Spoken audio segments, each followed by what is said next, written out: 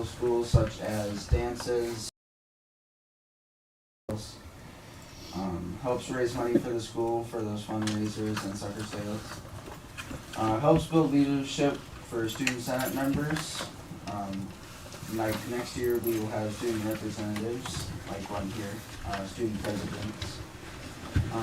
Student senate members are the voice for the grade, as I just mentioned. Monthly meetings are held to discuss upcoming events and other ideas or suggestions students may want to share, such as upcoming events like as we will learn later that we recently installed vending machines as part of the school, and we are currently making about $300 off of it.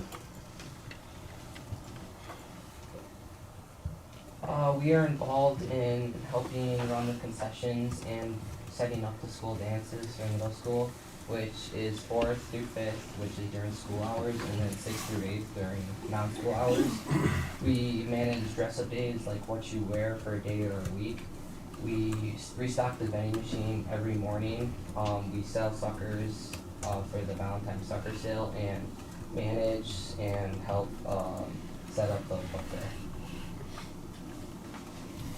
Middle school dances. There are 3 dances for 6th to 8th grade, which are held in November, February, and May, or sometimes as reward ceremonies. There are also 4th, 5th grade dances held in December during the day. Attendance for 6th, 8th grade dances is usually about 250 to 300 people. There's a $5 admission that is charged for every student, or you can turn in 10 proud slips for to get in for free. The money is used to pay for the DJ, who usually tends to be a former student, decorations for the dances or other holidays, and food and drink for the dance. Our dress-up days are normally held for homecoming week, to show some holiday spirit before winter break and to support our teams for sporting events. The vending machine idea came from wanting to have a concession stand available for students for after-school events, but staffing a concession stand would be tedious and too difficult. We purchased it on January 2022 with the money raised from our fundraisers and sucker sales. It was paid off by the end of that school year. In 2022 and 2023 school year so far, average weekly amount of money collected is about $335. Students can get healthy snacks and drinks. A Smart Snacks calculator was used for all items. So an example of items that are in there are orange juice, apple juice, we have fat-free chips. The vending machine is filled every morning as several slots are empty every day. For our sucker sale, we sell suckers the week of Valentine's Day. This year we chose to sell ring pops, but last year we decided to sell blow pops, and the year before we sold heart-shaped suckers instead. We sell these suckers between 7:30 and 7:50 in the morning, and often when the students we sell the suckers to will share them with friends and other peers, and our Senate members can sign up to work these shifts near the doors of the Kresge Gym, and we sell them by the front office and the Kresge Gym also. The middle school book fair, held usually at the end of February or at the beginning of March. Money earned goes back to the classroom teachers to help build their classroom libraries, or if we have left over, we also send that to our library for extra money. We invite local community members, several who are retired teachers from Mosinee, back to work at the book fair. Student Senate members help with hanging posters, setting up the book fair, and restocking items during the book fair that might have run out.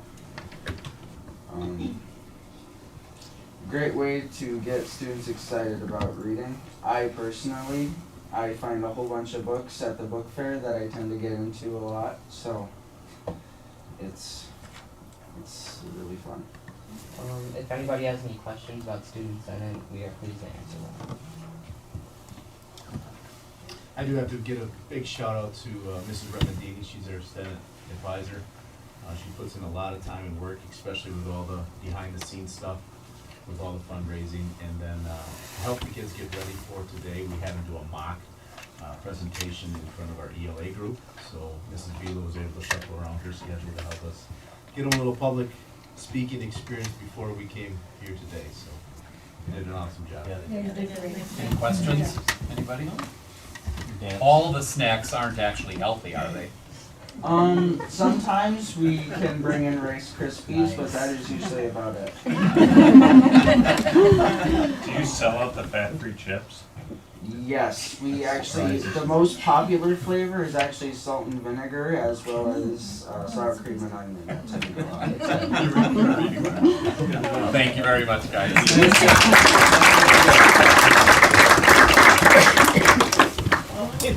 And we know you have other things to do than stick around at the school board meeting. If you want to be excused, you certainly can. Thank you. Unless you choose to stay, that would be awesome too. All right, thank you. And now it's over. The item 6B is the discussion school improvement plan.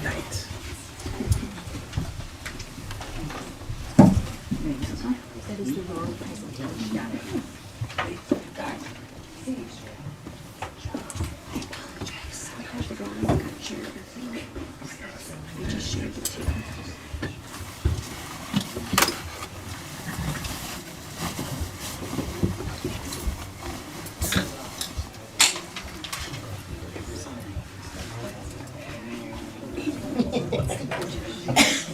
So, just really kudos to all three of our principals, really doing a great job with their leadership teams, taking a look at their school improvement plans from the summer, talking about that throughout the year, and they're building leadership teams, and we're here tonight to just take a look at where we're at mid-year and to just set the stage for next year. We're gonna hit the ground running even earlier than we've done in the past. We're gonna have our beginning of the next school year retreat, not in August, but in June of this year, which will give us time not only to develop our improvement plans, but then to map out our professional development day, in-service days to support those plans. So we're really excited for that work.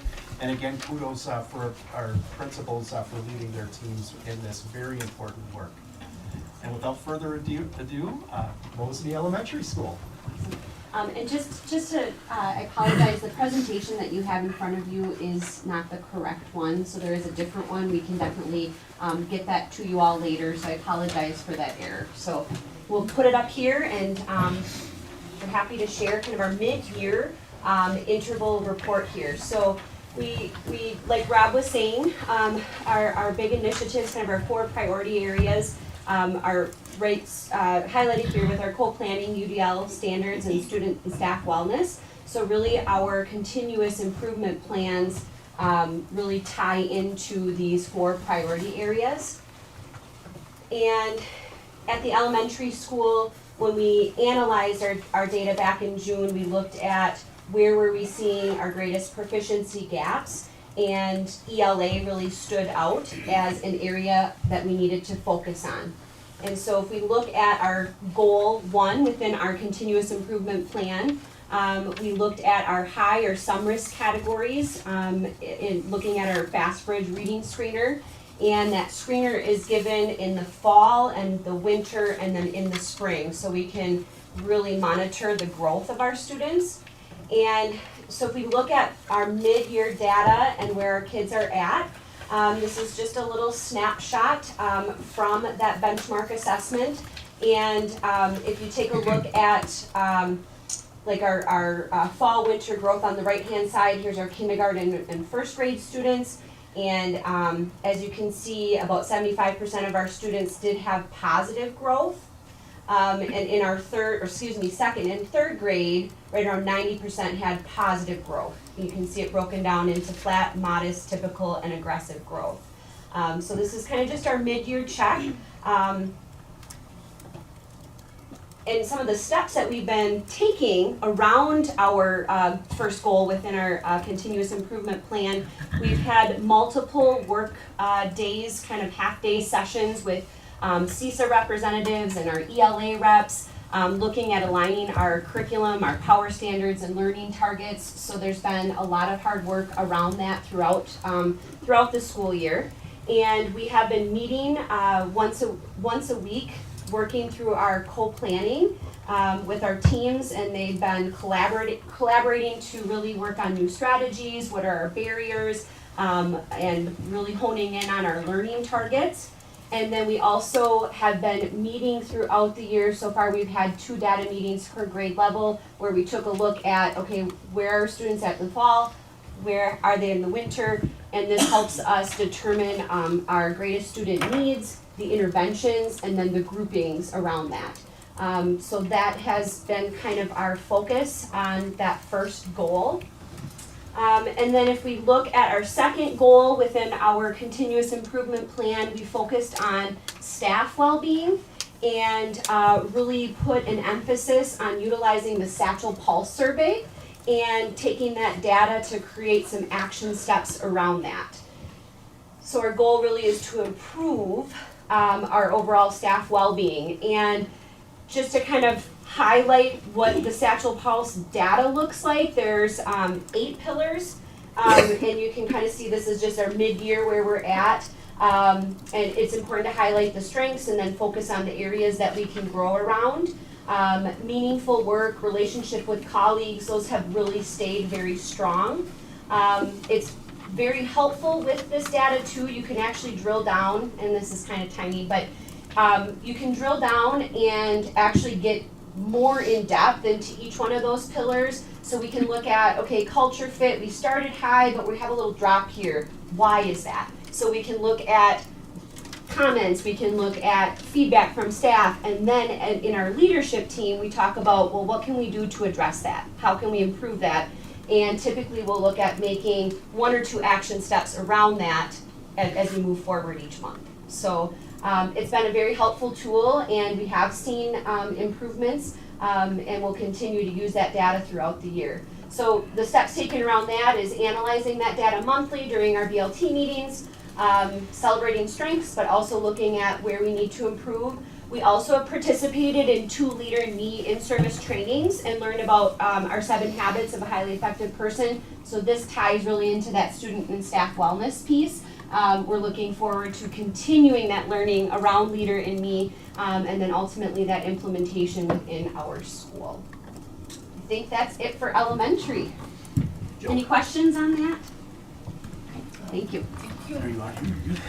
Middle school, if you remember, our priority statement for this year's SIP was that we're focusing on being responsive to student, staff, and family needs, and providing a safe and welcoming environment that ensures all voices are heard in an inclusive environment. As we go through, you're going to see that part of that process, we've got goals, just like the elementary and the high school do. And our high quality instructional goal, again, is on Fastbridge, and this graphic shows you that we continue to grow in Fastbridge.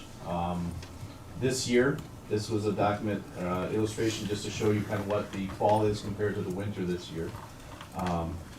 Like Joe said, we're going to have it in the spring, and it'll show you that growth over time. And if you're ever popping in at a parent-teacher conference in our building, they talk about this process coming up in March when we have our conferences of how they grew from the fall, the winter, and then what does spring look like. And then we take that data into our data team meetings. School climate and culture. This was a big one for us as we were looking at Satchel Pulse data, and there were areas to improve on. And some of the action steps that we continuously followed from the beginning of the year to now are doing those surveys to get feedback from our staff, taking that feedback, creating action steps around them in our building leadership teams, and then continuing the implementation of co-planning, co-teaching. In October, these were our scores from our first set, and as you can see, if you can look at the relationship with colleagues, was our highest pillar, and our last one, this last February, we've grown in all areas, okay? So a lot like our kiddos, we're looking for areas of growth, and how our building leadership team continues to work also shows that we're scoring and growing as a group of adults.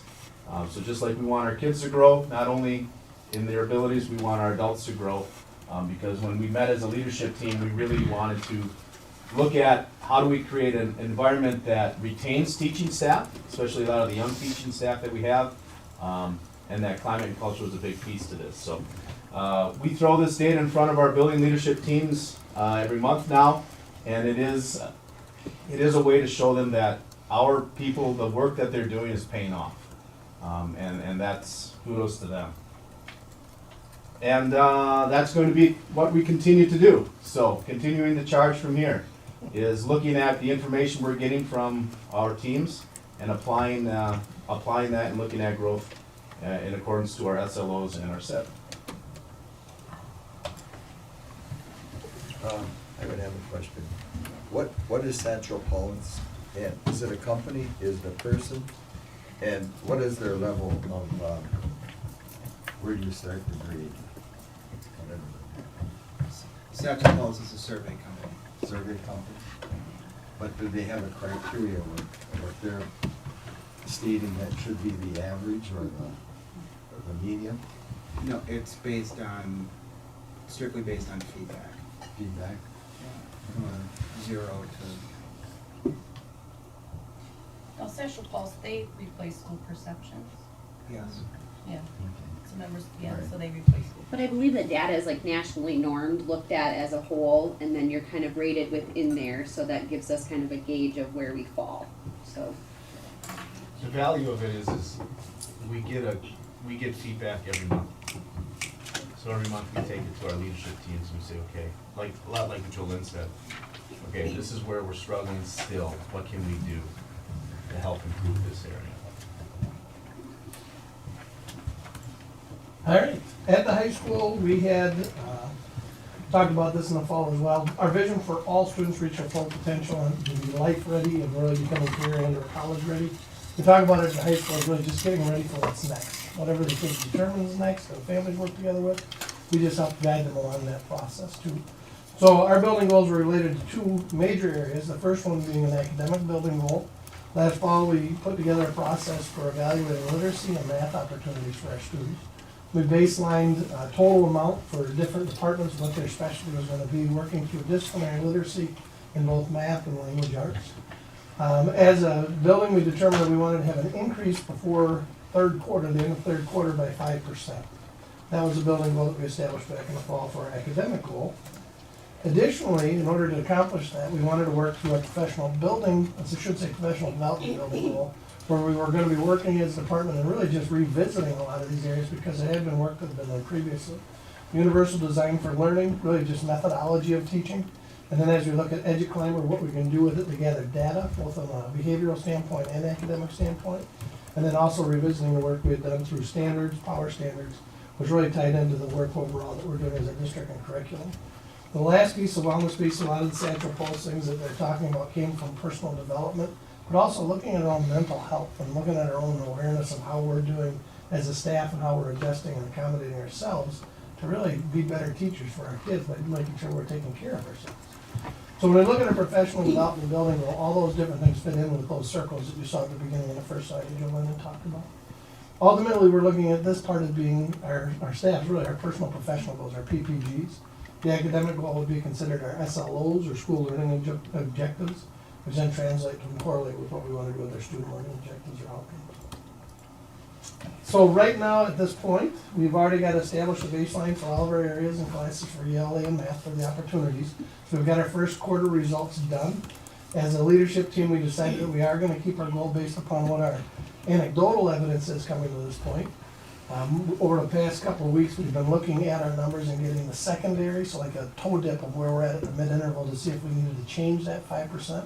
As of now, we haven't had a chance to meet again, but we're going to make that decision moving forward at our team meeting in March 8th. We're going to continue doing professional development at EduClimber as we start looking at what kind of access we can get data points on, whether it's going to be ACT or now the new pre-ACT state standardized testing we're going to be working through. That's going to end up in EduClimber at some point, and how we can use that all the way down to our classroom or individual student level.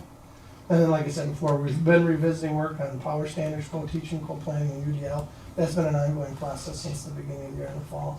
Just making sure we have an inventory of what we're at and where we need to go. So next steps, like I said, over the last few weeks, we started gathering our secondary measurement. There's been an interval look, just taking a look at where we're at for English, language arts, and math opportunities in every one of our classes. And really making a decision whether we want to keep that 5% goal or change it. Like I said, our anecdotal evidence is we're going to stick with that 5% goal and move forward with that, but we're going to make that decision as a team in the beginning of March. And all the rest of that, you see too, power, everything that we've got on there from power standards, we're actually got that as part of our work we're going to be doing this week on Friday. And really just getting an inventory and also aligning and collaborating with the other two schools together. And that one I think is yours, Rob. Yeah, so my 2 cents on all of this moving forward, looking at that graphic that we have up there, really as an instructional leadership team, for us to work on moving initiatives forward together. For example, our next step with our curriculums and standards work is developing unit maps that can move forward our co-planning, co-teaching initiative and move forward our universal design learning initiative. So it's really a lot of really important work for us as a leadership team to really make sure that all of our work is aligned and moving forward together. Does anyone have any questions for me before I say how? I'm sorry. Come from pretty quick.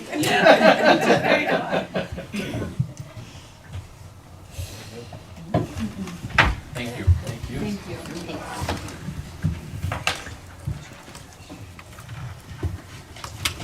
Item number 6C, discussion, state of referenda in Wisconsin.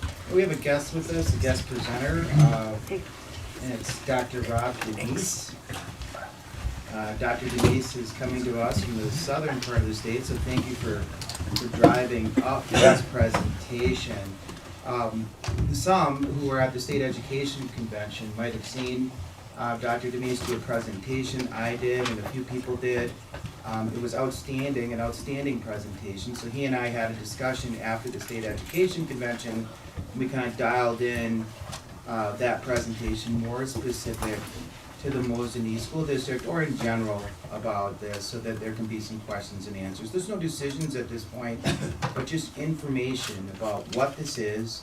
And like I said, also broadly, why was this, a huge presentation topic at the State Education Convention in multiple sessions.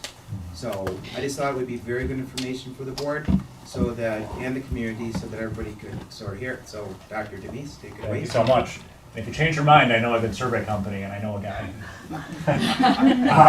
So that's me up there on the far right-hand side. I am the research director at School Perceptions. I know we've worked together in the past on a couple of projects, but our mission has never changed in the 20 plus years we've been in business, and that's to help educational leaders such as yourselves do three things: gather, organize, and use data to make strategic decisions. We've conducted more than 10,000 staff, parent, student, and community surveys, all in the name of school improvement. And we're probably a little bit higher than that now. I would say based after the midterms, probably about 925 districts that we've helped navigate strategic planning and referendum planning processes. So one thing I want to go through with you tonight is talk a little bit about the state of referendums, and I do mean that kind of in a double way. State meaning Wisconsin is known for its referendums. In fact, a lot of the research on referendums across the country is focused on Wisconsin because we do have so many of them. But also I use that term state just to talk a little bit about what the context, what the situation is like for referendums in Wisconsin. So I'm born and raised in northeastern Wisconsin, in Algoma, which makes my Wisconsin accent both thick and endearing, I think. But I go back for a basketball game, and I will find people sitting in the exact same spots that they have been sitting in for the last 30 years. That is their spot. And nobody sits there but them. And I say that only because I don't have to tell you that people are deeply, deeply attached to their local schools, and that nostalgia is very, very powerful. And the success of what your local school district looks like is a symbol to what the entire community looks like. People will drive by the school and they'll make a judgment on what the community is like based on what the buildings and grounds look like at the high school. It is a symbol of success, and what I have up here actually are the schools that are in Algoma. The upper one is clearly not in use anymore, but that is a one-room schoolhouse that my mom attended out in Coden, Wisconsin, or if you're a good Belgian and from the area, which I am, that's Coden. But that was one of the last to be consolidated in Wisconsin in the mid-1960s, and that's where she went to school. Until we consolidated into the bottom right. That's Algoma Grade School. That's where I went to school, where my grandparents went to school. That is a WPA building whose cornerstone, I think, says 1934. So I say that just as an example of these are things that I feel deeply tied to. These are things that my grandparents would have felt deeply tied to, and why the symbol of success is so powerful. And these kinds of deep emotional ties also relate deeply to school referendums. And so I want to talk a little bit about what referendum patterns look like in Wisconsin over the last 30 years. But before I do so, I want to check off a couple of definitions here. There are two types of referendums that school districts in Wisconsin can use to request additional funding. The first is an operational referendum. And that means that you ask voters to approve funding above the annual revenue limit to maintain things such as your class sizes, your programs, your staffing, your student services. Often they're for 3 to 5 years, but they don't need to be. Washington Island, for instance, does one every single year to keep the doors open. When Racine passed theirs a couple of years ago, I think theirs was a 29-year term. So there's a pretty big range, but overall, on average, they're about every 3 to 5 years. Capital is when you ask voters to approve issuing debt to pay for major building projects. So whether you're going to heavily renovate a school, whether you're going to build a new school, you take out debt or you take out those bonds, which are typically financed over 20 years, sometimes a little bit longer depending on what state we are giving this presentation in. So why do these happen? Well, the other definition to keep in the back of your mind is a revenue limit. So this is a direct quote from the Legislative Fiscal Bureau. A revenue limit is as follows. Under revenue limits, the amount of revenue a district can raise from general school aids, property taxes, computer aid, and exempt personal property aid is restricted. In other words, there's a cap on how much money school districts are allowed to have in their coffers. And it's based on a fairly complicated formula depending on your enrollment and depending on how much money you've had in the past. But one of the things to keep in mind is the revenue cap is just that, it's a cap. And most of that aid below it comes from your local property taxpayers or from state aid. And sometimes the ratio of that can switch.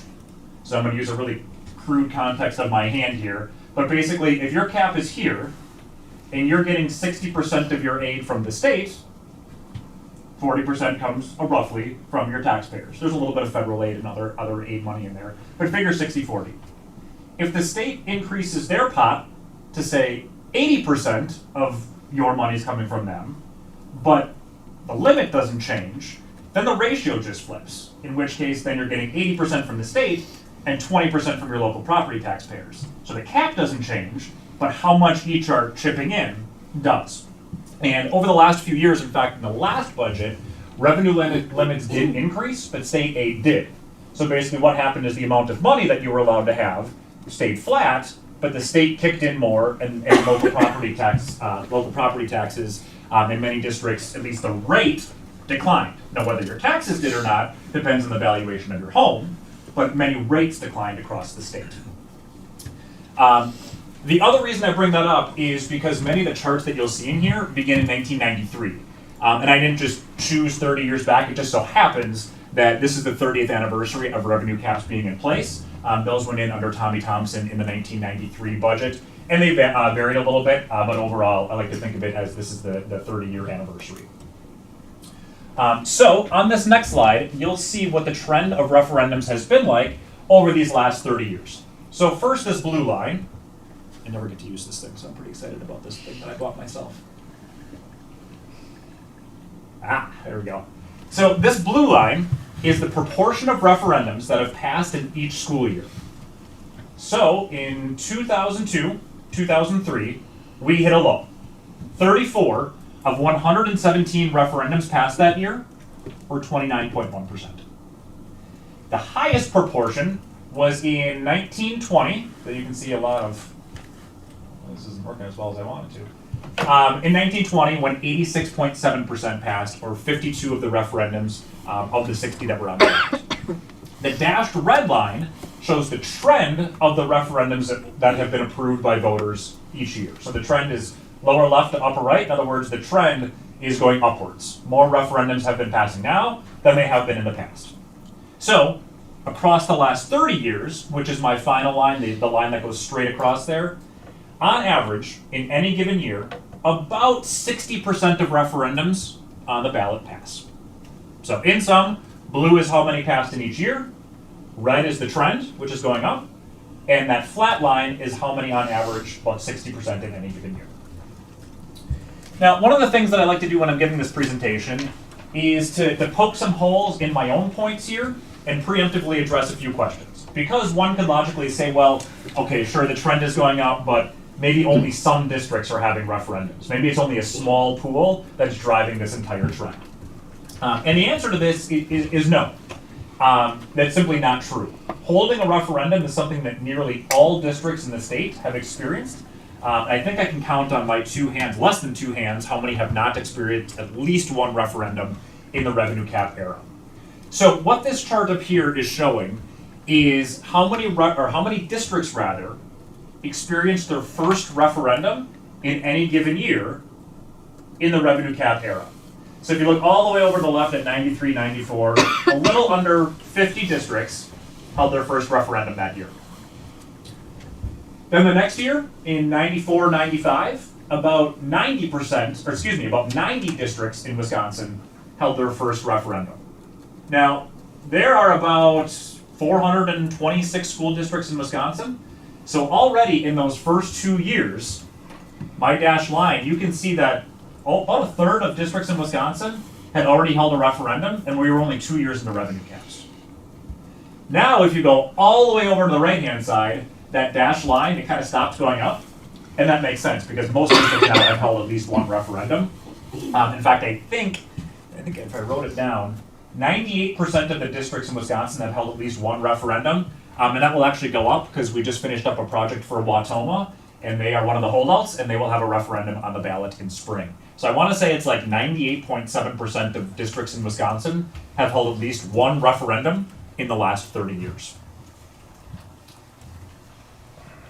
The other thing that you could say to poke some holes in the argument is, well, maybe a lot of referendums are passing because they're cheaper than they were before. And this too is untrue. My gray line here, I know it's kind of hard to see, but that's the jagged one.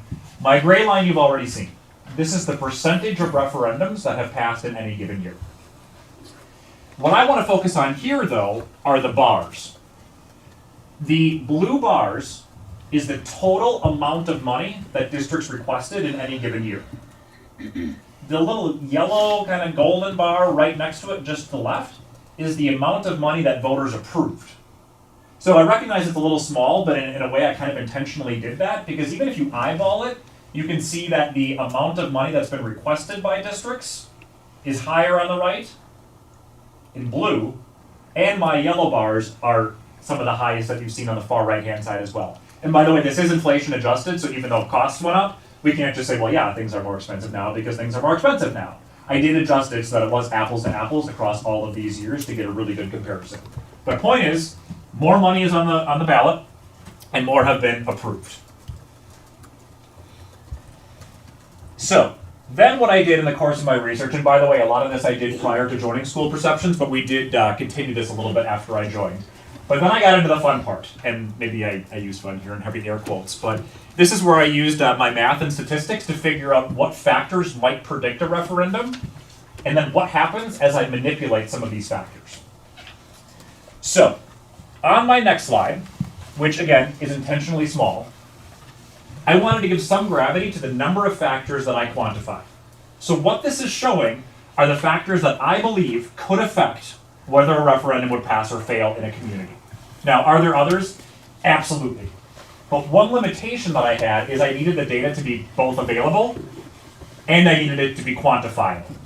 So this list that I have up here was compiled based on what the previous research told me about what affects the outcome of a referendum and other factors that I kind of hypothesized might affect whether a referendum passes in a community.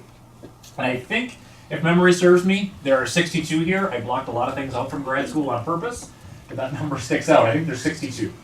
So, for instance, some of the school district-based factors that I thought could affect whether a referendum passes. How much debt you have on the books. That's one example. What your mill rate is. I thought, well, maybe it's different depending on the locale. You know, there are very strict definitions of whether you're a rural, a suburban, or an urban district. I thought, well, I don't know, maybe rural or maybe urban districts, maybe they have different rates. Maybe that affects whether a referendum would pass. Teacher salary, administration salary, among others, are things that I considered school district-based factors.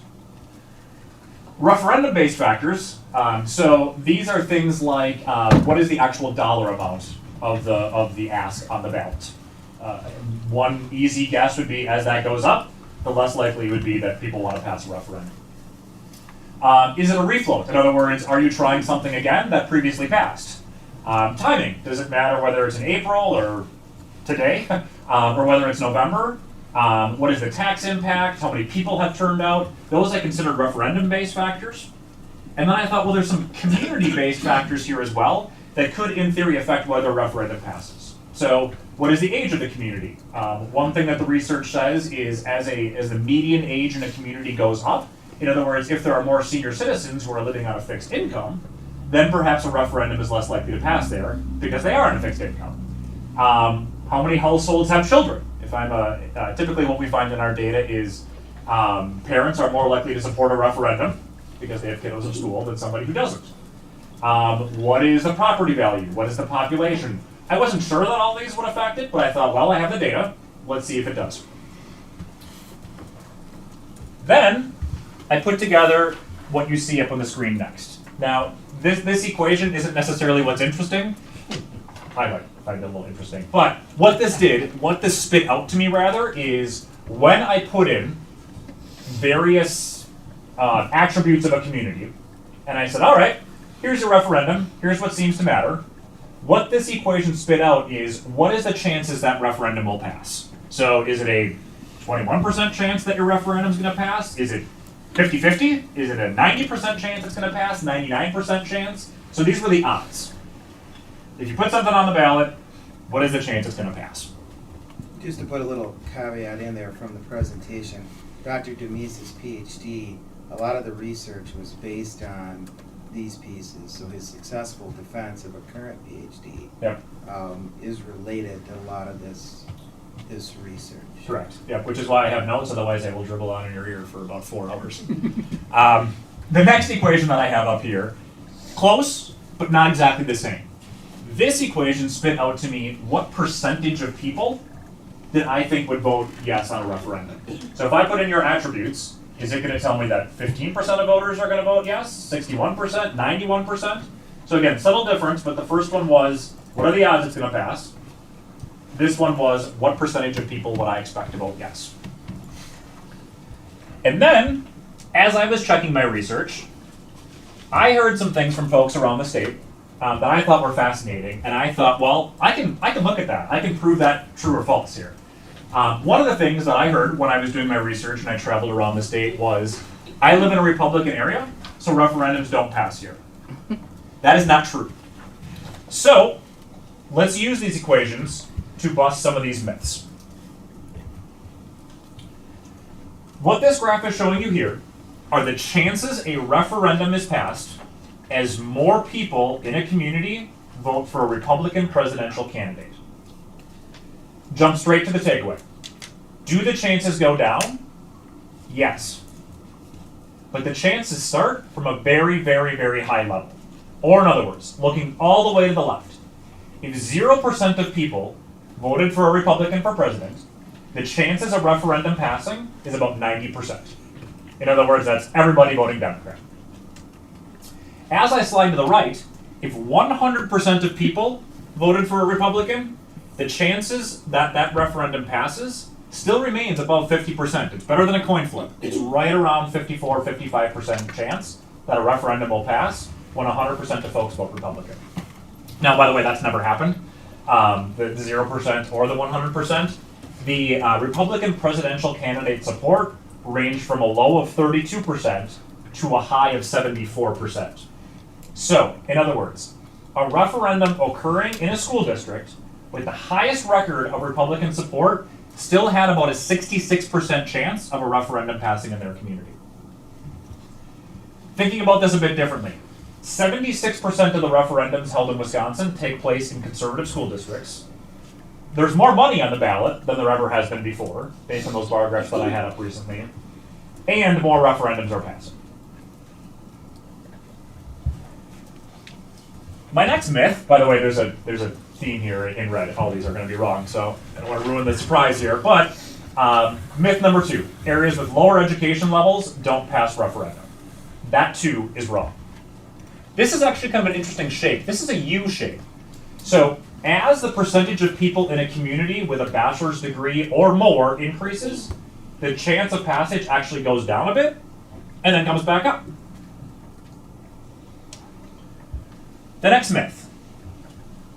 The fewer people that vote, the more likely a referendum is to pass. This too is wrong. As the proportion of people who vote in Wisconsin elections increase, in other words, as turnout increases, the chance a referendum passes also increases. You can see that as the line goes up here. As it gets closer to 100% turnout, the odds a referendum passes also goes up. The next one. As achievement goes up, so does the chance a referendum will pass.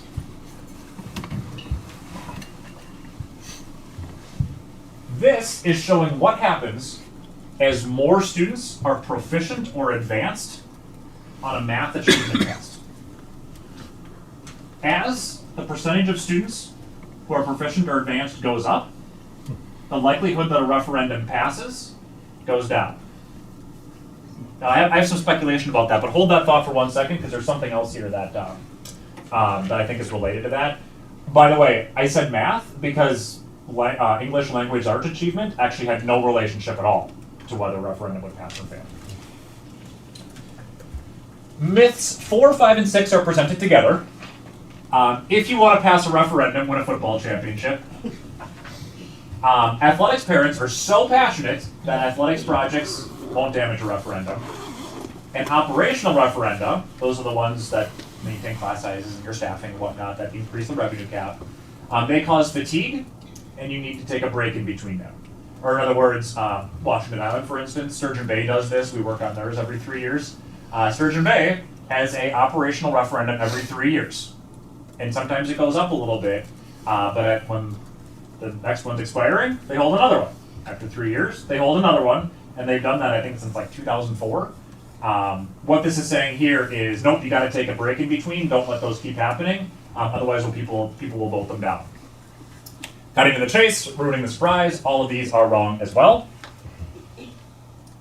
These are all called dichotomous variables. Either they happened or they didn't. They're on or they're off. You can't kind of win a football championship. Either you do or you don't. And I actually relaxed that a little bit. So, if a school district played in Camp Randall, not even won it, but played in Camp Randall, either the prior year to a referendum, the year of a referendum, or the next year, the chances of passage actually decrease. So if you win a football championship, the likelihood that a referendum will pass goes down. By the way, my speculation here, and same thing with the math achievement scores, a lot of folks just don't know what's happening at school all the time. And some people just don't know what's going on at school other than the line item on their property tax bill.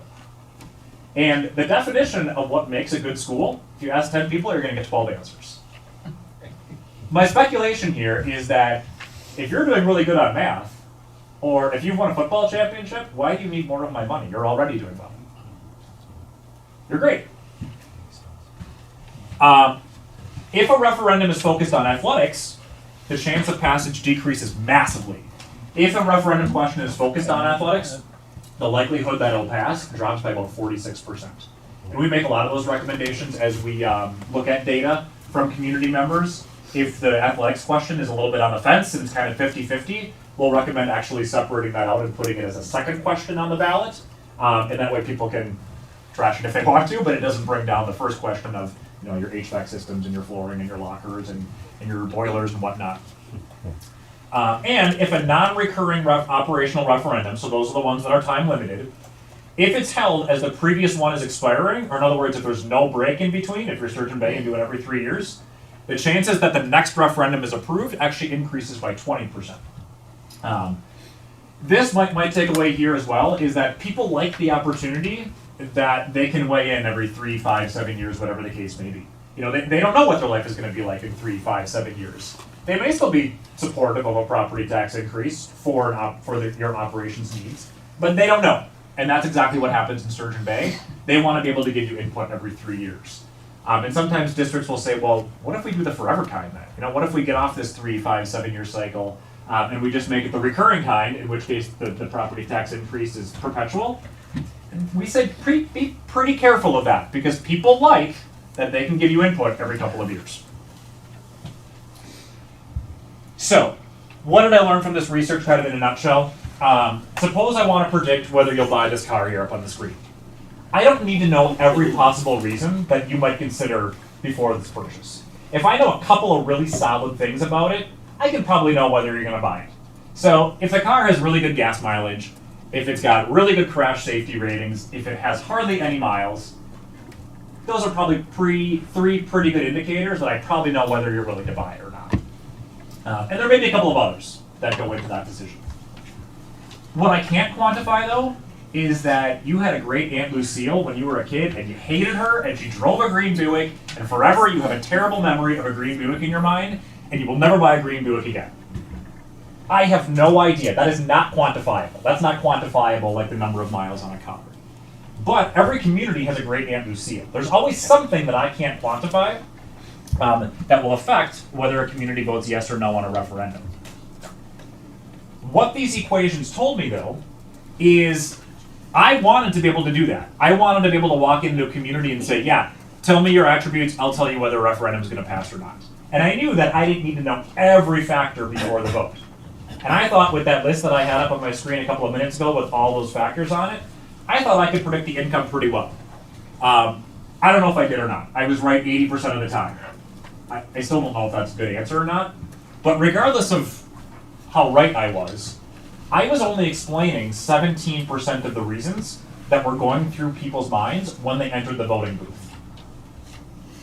So there's 83% of stuff going through people's minds that I couldn't quantify or that I didn't know about, that I really wanted to know so that I could improve these models that I was working on. But again, I thought, well, look at all these factors that I have up here. God, all of this work that I did, and I only had 17% of the thoughts going through people's mind.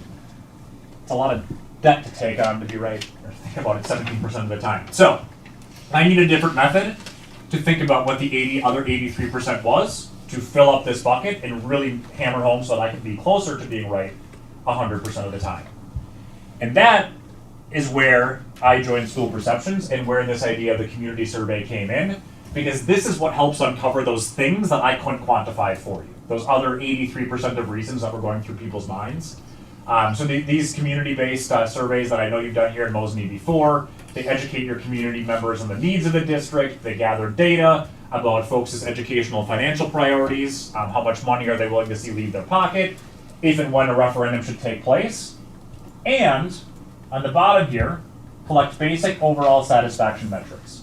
Are they satisfied with your financial management of the district? Are they satisfied with the quality of the achievement of the graduates that you're churning out? Overall, will they recommend the district to a friend or family member? Those kinds of metrics are very correlated to whether people are willing to pull the yes lever in a ballot box, because if they're not satisfied with what you're doing, then they're going to be pretty unlikely to say, yeah, I'm not happy, but also have more of my money. There's kind of that baseline of people need to feel an element of satisfaction before they're willing to open up their wallet. Is it I have a question? question for you. Yeah. And maybe you're gonna answer. Mhm. How do you do these surveys? Because I think of now, during elections, everybody Yeah. cannot stand those phone calls that come in, and not everybody in our community is on the web, Yeah. or the web-based one. So Yeah. some don't even want to do the paperwork and then have to mail it in. Yeah. How do you successfully do that? You're like 20 seconds ahead of me. Oh, Hold yeah. that thought for 1 second. The outcome of a community survey, people are more likely to support it if they understand your plan. In other words, what's gone wrong in the past? What are you going to do to solve it? And let me have my feedback to tell you whether I like what you're proposing or not. Each of these are pretty highly customized, but in general, they're usually 4 or 8 pages. And oftentimes people will refer to them as an interactive newsletter. It kind of gives the background information of your district, where you're heading, what your plans are, and then obviously does exactly what a survey should do, which is collect quantitative and qualitative data. Now, the answer to your question, how do we actually do this? We don't do phone surveys because I cannot handle another call about a car warranty that I never bought and a car that I don't own anymore. You can take a survey on your phone, but we don't initiate it through a phone call because nobody answers their phone anymore. So what we do is, we also, for that matter, don't do a random sampling of a district. Sometimes we do if the community is very large, just for cost purposes and postage. But in a community the size of Mosinee, we would work with you to develop a survey and then send at least one paper copy to every resident within the district, including renters, because obviously renters vote. The reason we do that is, again, because Mosinee isn't very big. Could we do a random sampling and get really good, reliable, predictive data? We could, but inevitably somebody's going to show up and say, Mosinee isn't that big, why don't you care about my opinion? I pay taxes here, why did you ask me for what I think? And the honest answer is you do, and they just happen to not be chosen in the random sample, and inevitably that person is also the person that employs half the town, because that's just the way the random samples always seem to go. So we don't do that. There's always a paper copy that will land in everybody's household so that nobody can show up and say, I didn't know what was going on, they didn't ask me. Everybody has a chance. And then you can either do it on paper, or there's a link, a code on the front that you can use to take it online, one time and one time only, so that your voice is no louder than anybody else's. So after completing about 900 of these, we feel pretty confident in our results, which is where I ended the presentation at the WASB conference. Over the last 5-ish years, and these are fresh numbers off the midterms in November, we've done about 290 of these, and we're batting around 95.5% accuracy. So in 18-19, we were 100% correct. In 21-22, we were also 100% correct. And by the way, correct here is not whether a referendum passes. We're not really good at sugarcoating. We're going to tell you like it is. If we think your referendum's going to fail, that's what you hired us to do. We're going to tell you your referendum's going to fail. If we think it's going to pass, we're going to tell you that we think it's going to pass. We don't get paid any more or any less depending on what happens. So for us, a correct prediction is if we think it's going to pass and it does, chalk one up. If we think it's going to fail and it does fail, chalk one up. That's how we get to this. So overall, we're batting pretty high in terms of our percentages. Time frames to keep in mind, if you're like any other district in the state of Wisconsin, at some point in the future, you're going to run into these things. Just some time frames to keep in mind. We like to work backwards. So as and when any district decides to move forward with a referendum, they need something on the ballot 70 days prior. So that was just a couple of weeks ago, actually. So any district that wanted something on for April 4th, I think the deadline was like January 26th or something like that. And it's usually around August for November. We like to get districts' data back a few months beforehand, obviously, so you can noodle on it and decide, is this a slam dunk? Do we need to redevelop our plans? Should we go at all? Which means that surveys are open approximately 2 seasons or about 6 months prior to a potential referendum date. Any longer than that, and the data can get a little stale, people change their minds. So there's kind of a sweet spot about 6 or 7 months. So actually for, it doesn't work in Wisconsin, but for Minnesota districts who do have a November election opportunity this year, we're starting to get those surveys out into the post office pretty soon, because pretty soon it will be about 6 or 7 months out. And we always tell folks about 8 weeks. The moment you have a survey done and it's off to the printer, we'll get you data back in about 8 weeks based on how long the printer takes, how long we want it open, how long we analyze the data, and so on. So as we look ahead, I very blatantly stole this from Baird, but they do good work, so I steal a lot of their stuff. In 2024, there is an opportunity for a spring election and a fall election. There's the spring general, and there obviously our primaries in there, and then the November presidential congressional election as well. 2023, that is either today or in April, so there is no fall general election in November, so no district in Wisconsin can go to referendum in November of this year. Forgot my water bottle, but I can take some questions. I have a broad question about operational referendums. Statewide. Yeah. Is it your professional opinion that all of these districts are going to operational referendum, so much so over the last 15, 20 years, because the state is underfunding public education? The short answer is yes. I do think that there's a wish oh, thank you, appreciate it. I think people, especially in rural communities, want to make sure that their school is viable. You know, and it's not good for any community to lose a school, to have their property taxes decrease because their school isn't in good shape. Nobody wants to shoot themselves in the foot. So I do think, especially in 2011, when revenue caps were cut 5.5%, and then there was no adjustment in the last 2 years, prior to 2011, it was adjusted to inflation. So especially the last 2 years, as inflation has increased, as your transportation, your utility costs have gone up, while there's no concurrent increase in revenue caps, basically the pool of money that you have has decreased as costs have increased. And so I do think districts are trying to make up for some of that lost aid by going through their operational referendum process. One thing that we do notice in the two types of referendums is operational referendum are a higher hurdle in terms of helping people understand why you need the money, because nobody understands what tertiary aid is. Everybody understands what a rooftop unit is. Everybody knows what a roof is. Everybody knows what ADA codes are, but nobody understands what primary, secondary, and tertiary aid is. So it's harder for people to understand why you might need operational dollars. But once they get over that hurdle, and once they know what the money is going for and why you need it, they actually pass at a higher rate than capital referendums, even though capital referendums are easier initially to understand. That's a long answer to a short question. Yep, tertiary aid, I mean, Dr. Denise is referencing the state funding formula, is primary, secondary, and tertiary aid. And not everybody is able to access all levels of that aid. It really depends on the formula itself. Just won't go into detail, but. And it's complicated, and that's why we steal stuff from Baird, because that process is very complicated to the different systems. Any other questions? Yeah, I think I still owe Sue Peterson a steak when I'm like, we're gonna pass this referendum, and she's like, no, you're not.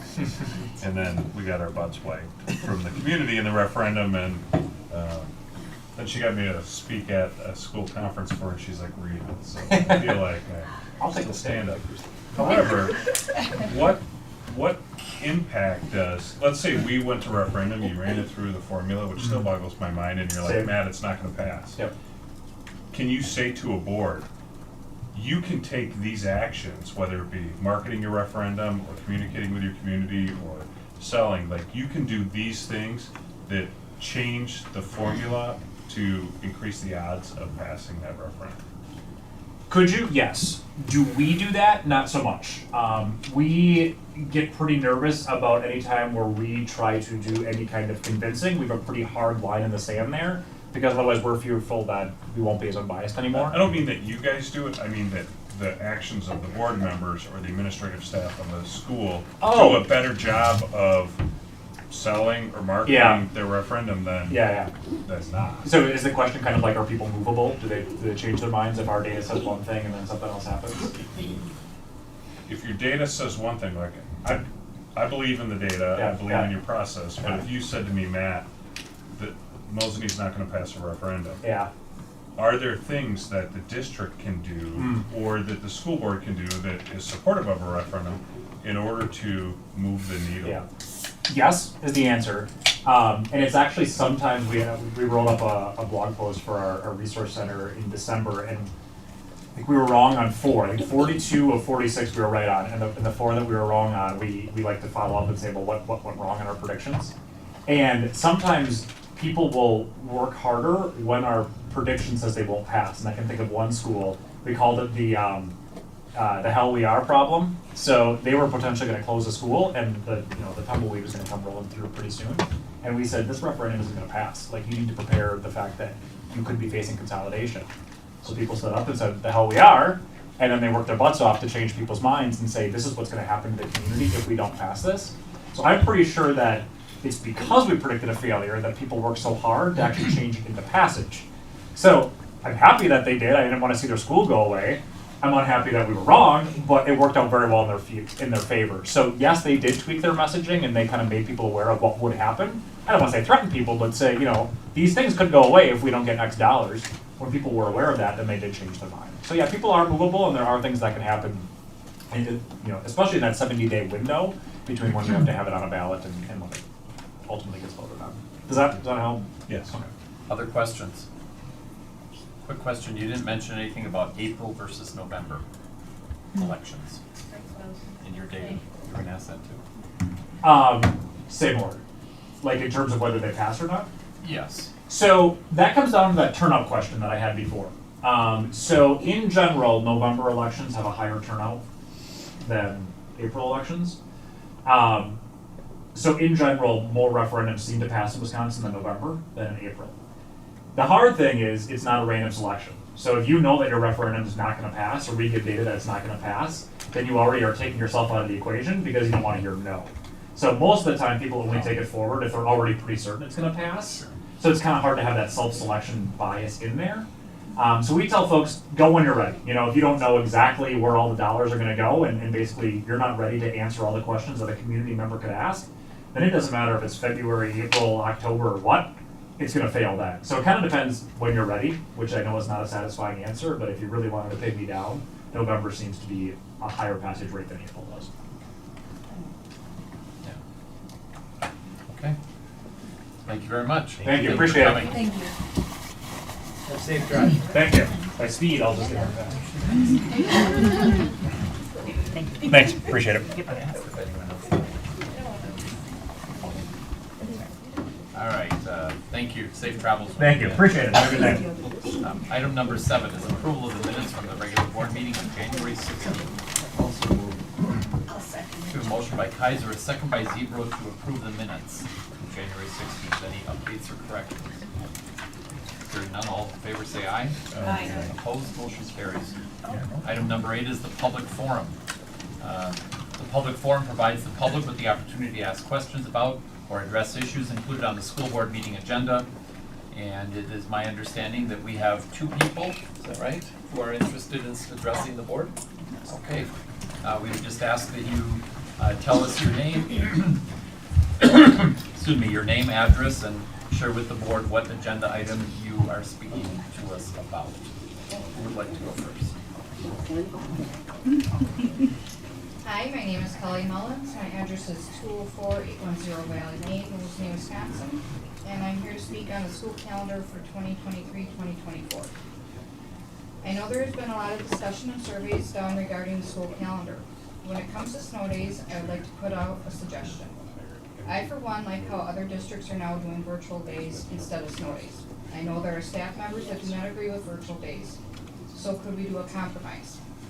Instead of guessing how many snow days we need each year and taking the chance of making up days in June, would it be possible to have 2 snow days built into the calendar, and if there are any more snow days needed, could we do them virtually? Teachers could have a snow day lesson prepared as backup. This could be an educational video with maybe a little questionnaire after. Something that a student could catch up if they have no access to internet while at home. Having this option still gives kids the traditional snow day, but also doesn't take the chance of making students go longer in June. I also do not understand the need for a whole week off at Thanksgiving. If students need off, can it be for a whole week off at Thanksgiving? If students need off, can it be treated as a family event? They could give prior notice like they would if going on a family vacation. A lot of families take vacations while school's in session, and they're able to follow along through campus or catch up when they get back. Thank you for taking this into consideration. Thank you.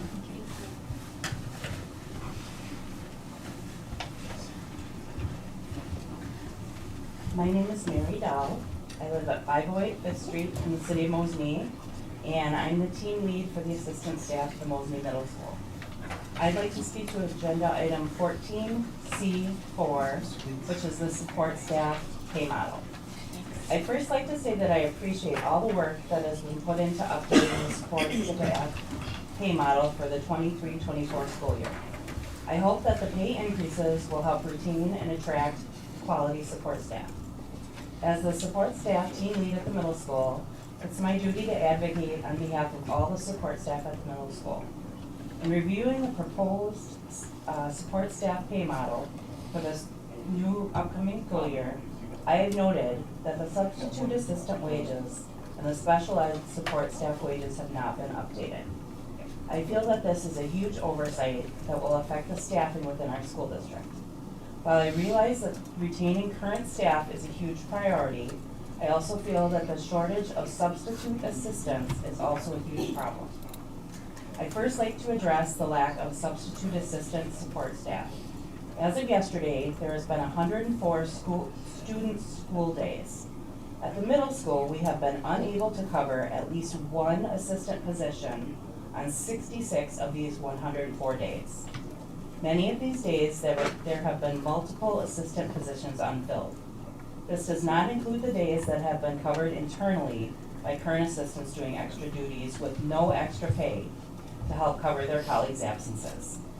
Though I cannot speak to the situations at the elementary and the high school, I'm under the impression that they have similar problems finding assistant subs to cover their shortages. When we are short-staffed, we are putting additional burdens on our assistants, teachers, and students. While the reasons for the substitute staffing shortage may be varying, I feel that the increase in substitute pay may help alleviate this problem. I've done some research into substitute pay as well as the support staff pay in neighboring districts to give you a comparison. As you can see, for sub-assistants, our wages are significantly less than other districts. The next issue that I see with the new pay model is the raise for the general education support staff. While I do appreciate the increase, I feel that it is not enough. As you can see from my handout, even with the increase to the starting wage of $13.50, we are still significantly underpaying our general education support staff in comparison with neighboring districts. Even though some of the districts are larger than ours, we are all competing for the same staff. If we are not comparable in our wages, we will not be able to attract and retain our assistant staff. The last issue I want to address is the lack of wage increase for the special education assistant staff. While I realize that the special education support staff wages were updated 2 years ago, I feel that in staying competitive with the job market, a raise is needed. We are not only competing for staff with other districts, but with other jobs in the area.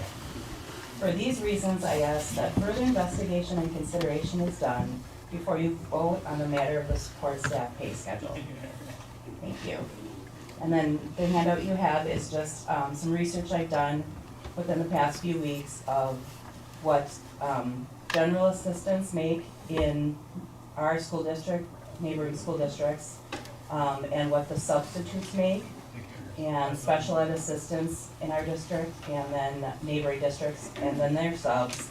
And then just in the past couple of days, I looked around at some area businesses and looked at what they make compared to our assistants.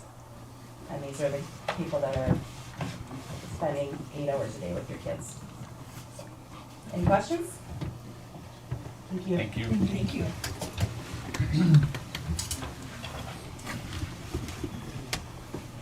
Item number 9 is the consent agenda. I'll seek a motion to approve. Second. Motion by Gorman, second by Barnes. Any items come out of finance? No. Nor any other. We have a motion and a second. All in favor say aye. Aye.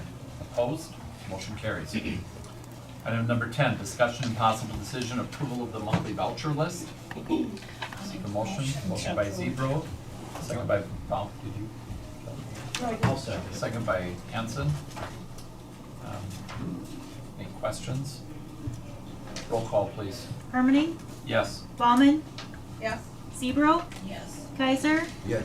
Maple, Yes. Barnes, Yes. Stankowski, Gorman, Yes. Hanson. Yes. All yes. Thank you. Item 11, discussion and possible decision, acceptance of the monthly treasurer's report. Seek a motion.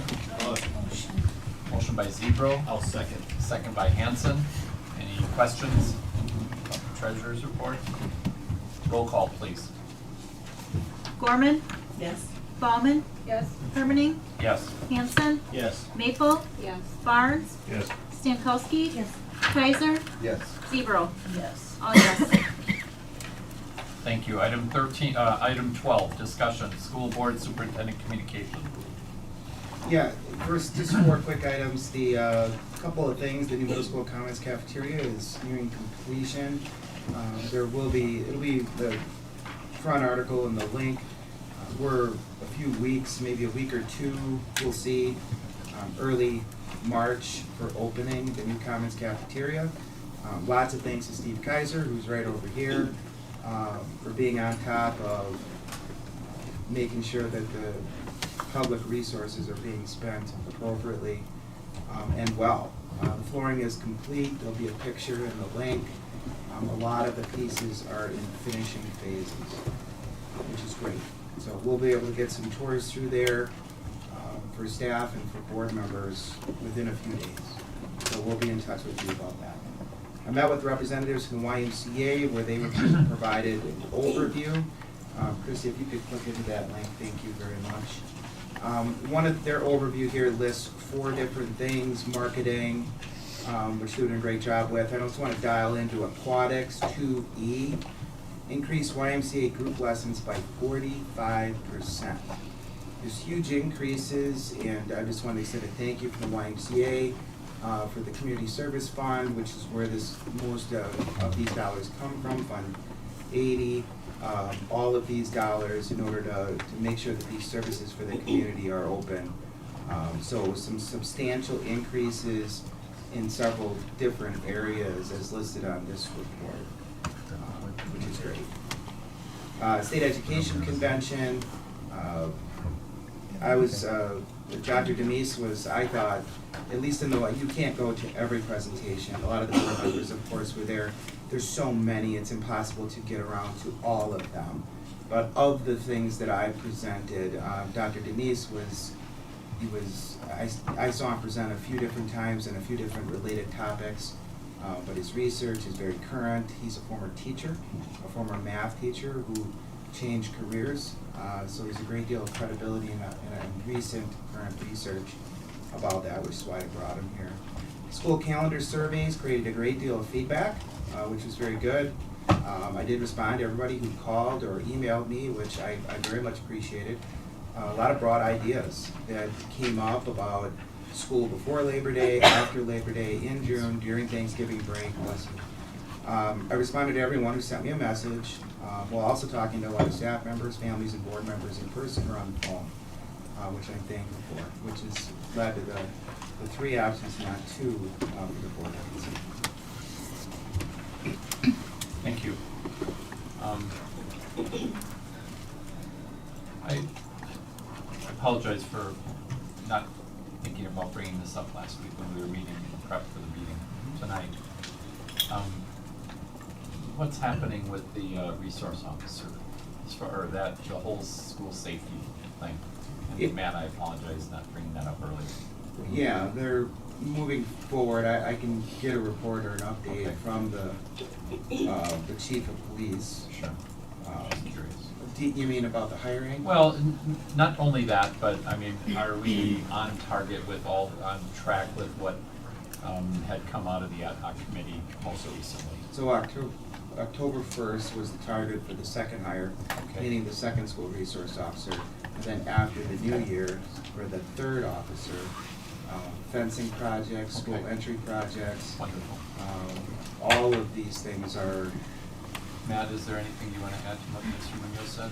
Yeah, I did have one meeting, or one discussion with Chief Grams.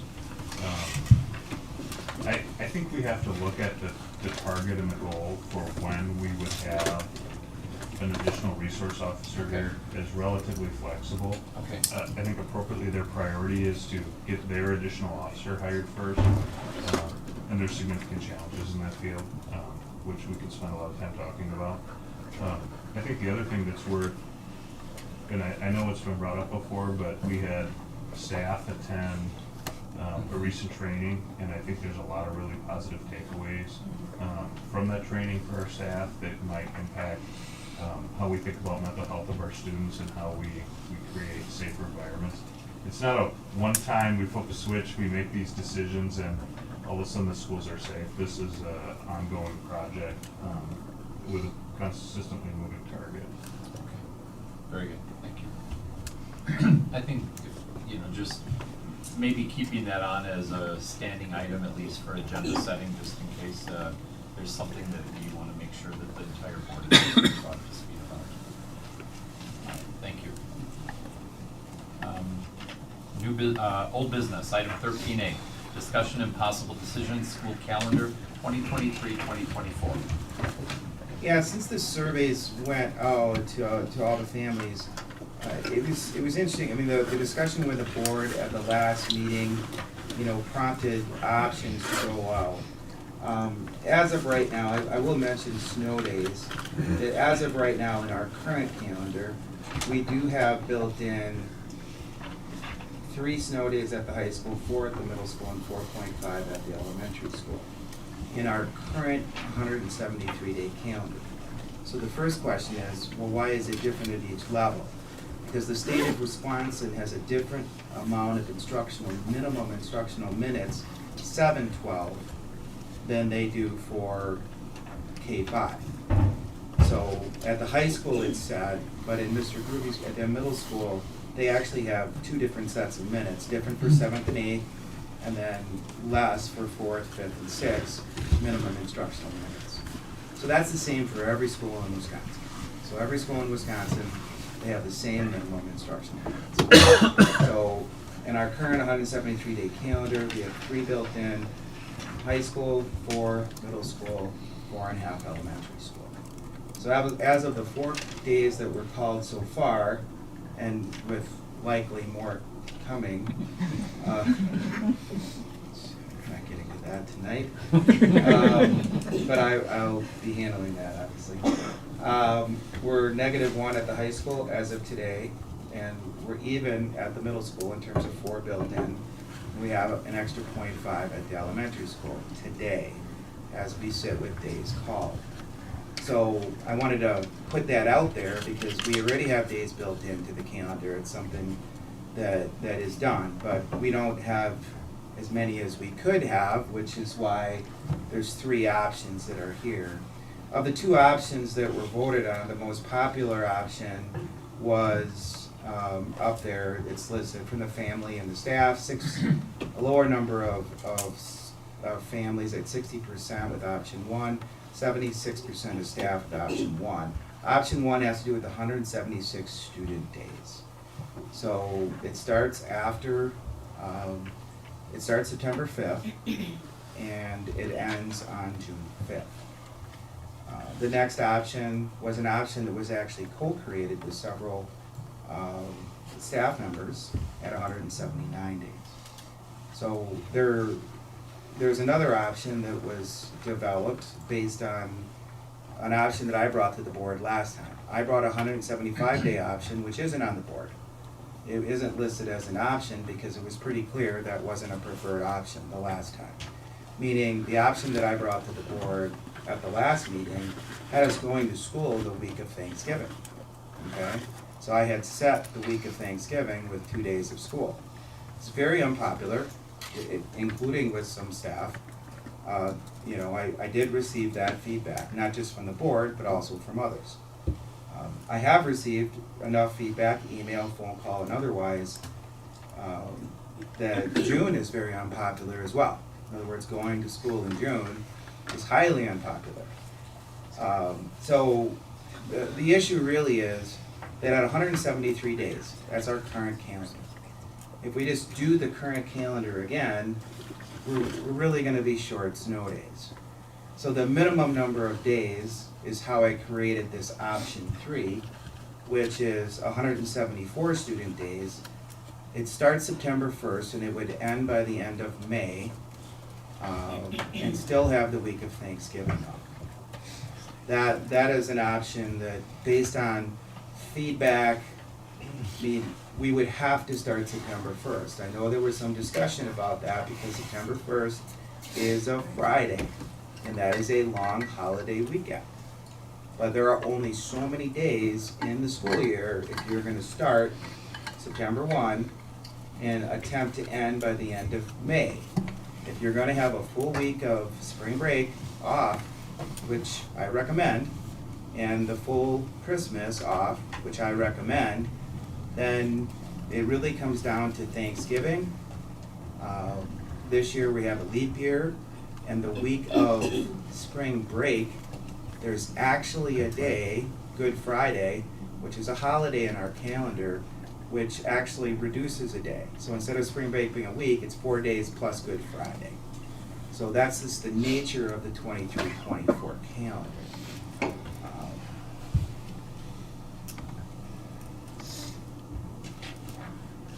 Any one of these options would be acceptable, in my view, because they all add built-in snow days. How many Beyond- does option one have? Snow days? It's 3, plus 3 beyond what I have now. So it'd be 6, 7, and 7.5. The three options are 6, 7, 7.5 for snow days. Wait, okay, so, How about- It would be less. It's not the kid, yeah, So the high option- school would have 6. right. So the maximum number of days, for example, at 179 days, you're adding 6 days from the current. So, you know, it would be 9 built-in days. Do we need 9 built-in days? Probably not. Probably not. I got another question. Yes. Can you pull option 1 back up?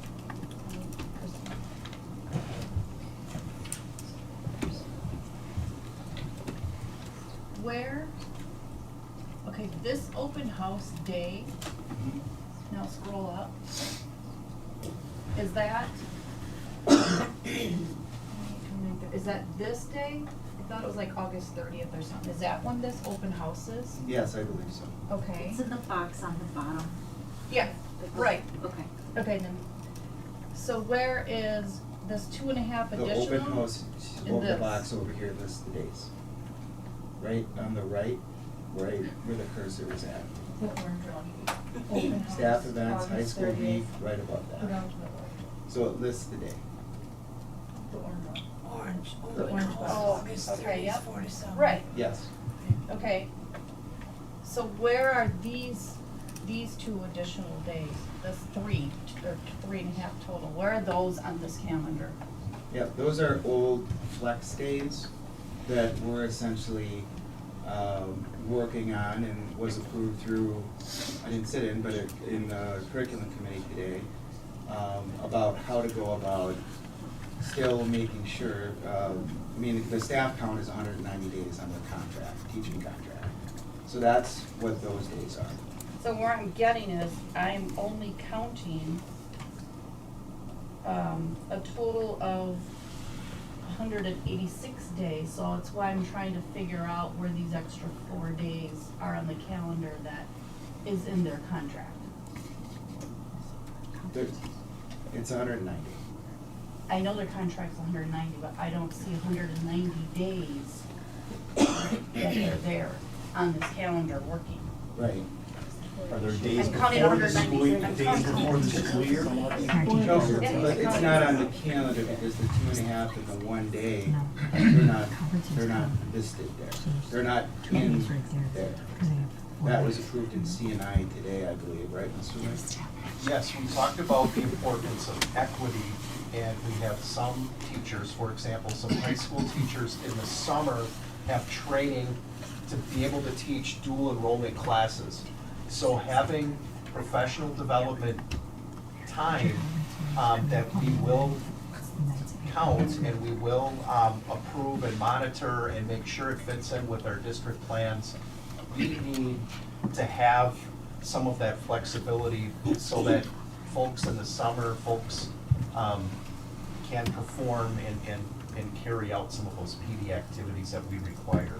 Is it fair to say, those are days our staff owe us, and throughout the year, you create opportunities where they pay back the days that are owed to us for their contract through professional development? Yes, through our frontline software system, we can monitor and track and have that time accounted for, yes.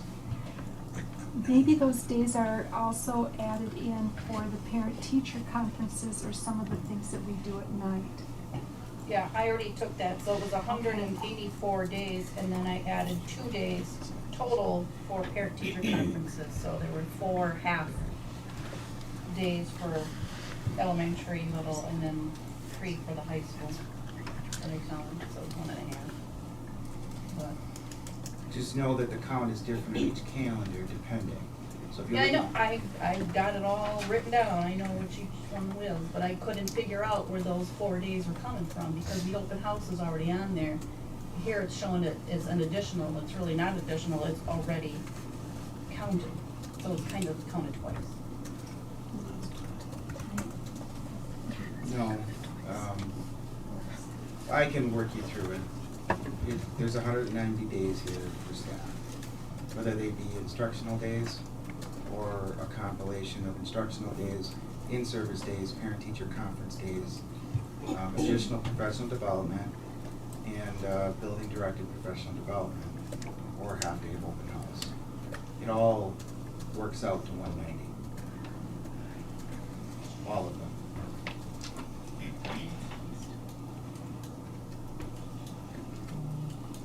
So in regards to DPI, did a number of days or instructional minutes flex from year to year? Does that change for the grade levels from high school to the middle school and ES? The state hasn't changed those in a long time. The minimum instructional minutes, you mean? Correct. No.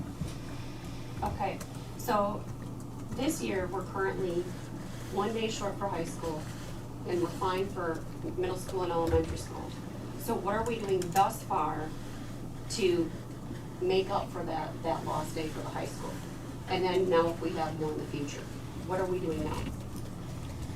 Yeah, the built-in day, we have a day right now in our calendar, in our current calendar, that allows for the May 1st day to actually be an instructional day. So that's an almost certainty at this point. So it wasn't in service and now it's going to be instructional? It's listed that way in our calendar, that it's an in-service day, but it's also a make of snow day.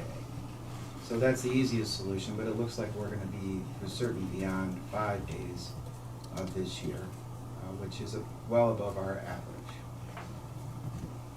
Okay, so when is that decision gonna be made? So either we're going to, then kids are gonna go to school on May 1st, or the minutes are gonna be added on to the days, just so that there's good parent communication there. Yep, the principals and I were talking about that as recently as today.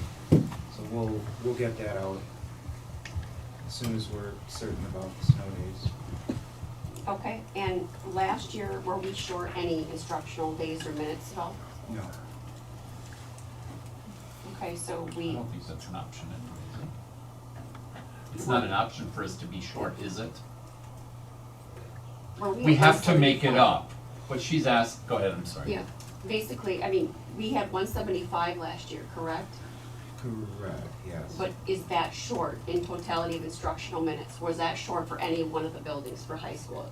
No, No? Okay, not to my recollection, no. okay. So on average though, instead of instructional minutes, they have to at least go 175 days then? The days are inconsequential, it has to do with only It's just minutes. Okay, So you'll look at calendars all over the state. Some will list 170, some will list 171, 160. It all has to do with minutes only. The days is a thing that we create. sure, the time, Yeah. stop, yep. Mr. Barnes? I think, Michelle? Oh, sorry. Yeah, I Sorry. just wanted to add in that we do file a calendar at year end of what our instructional minutes were for each of the Thank you. grade bands. That's right. Mr. Barnes? I think since we're talking about calendar and we brought up snow days, it's appropriate that we maybe have a conversation or look at what the feasibility that Mrs. Mullins brought up, the ability to do virtual. I'm personally really split on it. I work with a bunch of people that have kids that go to both Wausau School District and DC Everest, and I hear two things. One, it's great that my kids don't have to go to school longer during the day or extended to June. And then they also come back and they're like, what a waste of a day for my kids. I should have sent them down the road shoveling for nickels or tell them to get outside and do stuff. So I'm not sure if there's number one, are we set up to do virtual learning in lieu of going to school longer or extending the school day? And I'm not sure I think historically we've said we're not giant fans of virtual learning, but at the same time, I think there's a consistency with other school districts and depending on what the feeling of our community is, like, I don't have a dog in the fight, I don't have any kids in the school district anymore, but I think that's an important question that's being asked in our community that's appropriate for us to discuss. Yeah, virtual learning has been discussed with our district instructional leadership team, and I know that there's been many educators involved in that discussion.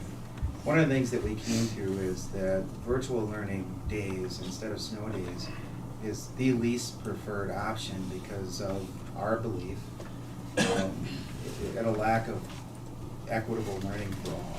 I understand why other districts are doing it because they get to count the minutes and they, but what about students that don't have access to the internet? What about elementary students that, what are you gonna do? What about special education students that receive services that depend on us for in-person services? So I'm not discounting that we should have or should not have the discussion. We have talked about it at our district instructional leadership team. We believe that if we have to do it, I guess we can do it, but it's not a preferred educational option to do what we're supposed to be doing, which is making sure that we're taking care of all. I mean, certainly, we'll be helping some reluctant learners, alternative education learners. There's a number of different students that we found out and learned this during COVID that you're never gonna find them. So it is a discussion that we can have. There's some setup, there's some work. We also found the stress on our staff. It was something that we had learned from our staff and the feedback that where is that work going to come from? How much time and where there's other things that were scheduled during those times. And, that was an overlook on our part during COVID. My purpose in bringing it up was to give anyone on the board the opportunity to discuss it, but I think your explanation and sharing with the administrative staff for whoever's watching and whoever's present was what was important to me that came out. So I think we have talked about it as recently as today. And I had a mass message about it, and I wanted to get some quick feedback today about virtual learning, and I can just think about, I see both our dean of students from the elementary school and our elementary principal. I mean, how's that gonna work? I'm not asking you to, but wow, that would be my concern. And I understand what other people are doing. They get a day, they can count it. So Diane and I both received an email from a parent indicating that for them, it is not reasonable for the board to consider a post-May 31st end date. Point number one. Point number two, there were some concerns about the survey related to Thanksgiving, I'm not a parent in the district, so I didn't get the copy. My kids, I didn't get a survey, which I wasn't really interested in seeing. But I think there has been a discussion that in this board even a month ago that the Thanksgiving 5 days is quote popular. This particular parent said that in his extended friend group of many other parents that's not their opinion. And then lastly was he agreed with the speaker tonight about the idea of having virtual assignments to help to minimize the possibility or to solve the lost time issue. I would point out that Stephen's point is only off Wednesday, Thursday, Friday of Thanksgiving, is not starting until September 5th, and goes through June 4th. AC Everest also is off for Thanksgiving week, only Wednesday, Thursday, Friday. They do not begin until September 5th, just like Point. They have their last date on May 31st. Wausau begins on September 5th. They also have off only on Wednesday, Thursday, and Friday of Thanksgiving. They end on May 30th. And Marathon begins on September 1st. They have off only on Wednesday, Thursday, Friday of Thanksgiving, but they are done by May 31st. So every district is, of course, building their calendars based on the importance of policy and governance. That's our job. Personally, I would like to see us begin after September 1st, after Labor Day, and end no later than May 31st. And I also think Wednesday, Thursday, Friday is a reasonable compromise if that's what it comes down to. Because as this parent indicated, in his extended friend group, there are several families that do take off that entire week for vacation. And that is something that they as a family choose to do, regardless of whether school is in session or not. So, Mrs. Stankowski. First, a question on the September 1 calendar. There's an early release and the first quarter and the second quarter, and then the March 22nd one isn't there. Is that just an error, or are we just only doing an early release for quarter 1 and 2? I suspect that's just an error. Just an error, okay. I saw that too. Personally, I would like to get rid of all of the early releases because it's extremely inconvenient, and if we're gonna get, you know, by the number of minutes, then keep them all day. It's really inconvenient to have to pick up your kids in the middle of the day, just, you know, randomly. It's just my opinion. 2, I don't think we should ever go into June. Most families start their vacation immediately. The weather is already getting nice in May, and the kids are antsy and they need to get out. If anything, I would want to start earlier in August, because 3 weeks or 3 months of your kids, you're like, get out of here, go back to school. I'm done, right? So I would rather start earlier, and if need be, get rid of those 2 additional days on Thanksgiving, because, you know, I'll take my son out, but my daughters will go. You know, it's Yes, my choice. of course. Well, Yeah, if he wants to make a Yes, motion, that's right. which we won't vote until after you have a chance to speak. I'd like to make a motion to start school on September 1st. Eliminate days off on Monday and Tuesday of Thanksgiving week. I'd like to add the Monday after Easter so the spring break would go 1 additional day. I believe Easter Sunday is the 30th of March. So you, school on Monday and Tuesday of spring break, Thanksgiving. School Monday and Tuesday of Thanksgiving. Okay. And then I threw out the extra day of spring break. And then being done May 31st. Added a day. So Added a Easter day is off. on March 31st.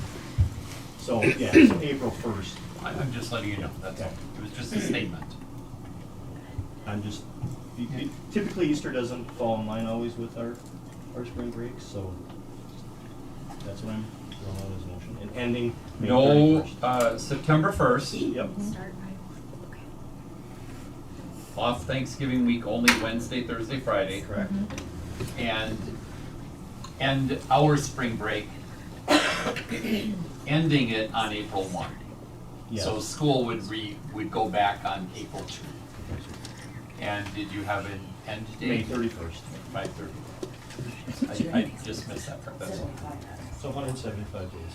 Gives us a little bit more flexibility with. Okay, we have a motion. Is there a second? September 1st start. In school on Monday and Tuesday of Thanksgiving week. Adding April 1st as an off day. And ending no later than 5/31. That's 175. Yeah, I'll second that. We have a motion by Peter and a second by Stankowski. Mrs. Gorman. Well, when we were talking about the virtual days, if we already have extra days for minutes figured in for the middle school and high school, we really wouldn't have to worry about the elementary being virtual as much as the middle school and high school. So why wouldn't we discuss it more with your team?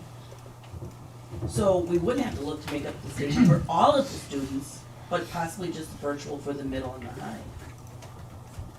Which would be easier too, because my fifth grader brings home a phone book every single night. Just something My that- younger ones do Yeah. not. It's more to, the answer to your question, it has more to do with 7 and 12. It doesn't have to do with the schools. Right.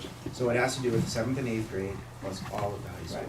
Because the instructional minutes, not by the DPI, are identical for 7th grade as it is for a senior. Sure. And for whatever reason, that's how the state does it. But I would think it'd be much easier for them than we're talking about elementary students for virtual days. There's more flexibility to Correct. not Yes. have elementary school students Have to do do virtual, they can do snow day because they have less instruction on their Yeah. requirements. I put the calendar together really quick with what you just Okay. motioned for and sent it to Christy, so we'll have it up on the screen in a second here. Wow. Look at that. So how many snow days would that option give? Looking at it now. What's our year this year? It's Plus, 176? it looks like +1. Looks like +1. So it's essentially the same calendar I presented at the last meeting with the addition of 1 day starting September 1st. So I presented a 175-day calendar with school on Monday and Tuesday of Thanksgiving. That was the calendar that I presented last month. Right. So the calendar that was motioned is, there's some changes with days and stuff like that. So the only difference would be adding September 1st. So the count should be 176. So the count.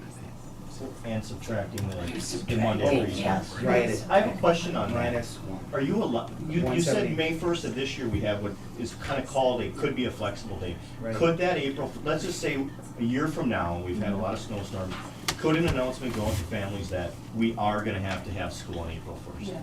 And you know what, if people have made their trip, big deal, that's fine. Yeah. Yeah, yeah, yeah. April Fool's coming back. Yeah. Better sign that. So, Yeah. just rough quick math, if the calendar I presented last month was 175, this one is 176 minus 1, so it's 175, it's the same number of days. The minus 1 is the Monday after Easter, the Monday after Easter. Because Good Friday is actually part of spring break week in this next calendar. If IDC ever says that. So at 175, it would build in 2 beyond, so then we would be sitting, But you're starting that Friday before the holiday weekend? As parents, I know I'm ready to get my kids, and they're ready to go Ready too. to have them go about April or August 13th. I know it's awkward starting that Friday. Just trying to save days. I do not want to go back. I echo Megan. June to me is just We did that a couple years ago, and it was I remember complaining about it. Peter, is part of your motion to make that day after Easter, aspirational, meaning? Yeah, like, I didn't know if we it's flexible for the district, call if they it. need it, they can. Do we have to make that decision now, or can that decision be made at any You time? should set the calendar. 175 days, which is what this calendar would be, is 2 days more built-in snow days, which Is a lot. is good. I mean, it essentially puts us at 5 built-in days at the high school, this is quick math. 6 built-in days at the middle school and 6.5 built-in days at the elementary school. That should be enough. It probably will be right on the number for this year. But like I said, when we made some calendar changes, we were tracking less snow days. We were averaging 3, but there seems to be quite a different change. Just a quick note, Wausau and Everest are actually starting August 29th. Just had a message come across. And they are starting earlier because of construction. So if you have construction, you can get a special permission from the state of Wisconsin to start earlier. We have construction, but I want to make sure to give our building people all the time they can have to make sure that phase 3 of our project is complete. So, But they have What? Friday and Monday off of Labor Day weekend. Oh, I'm Everest, I'm sorry, Everest.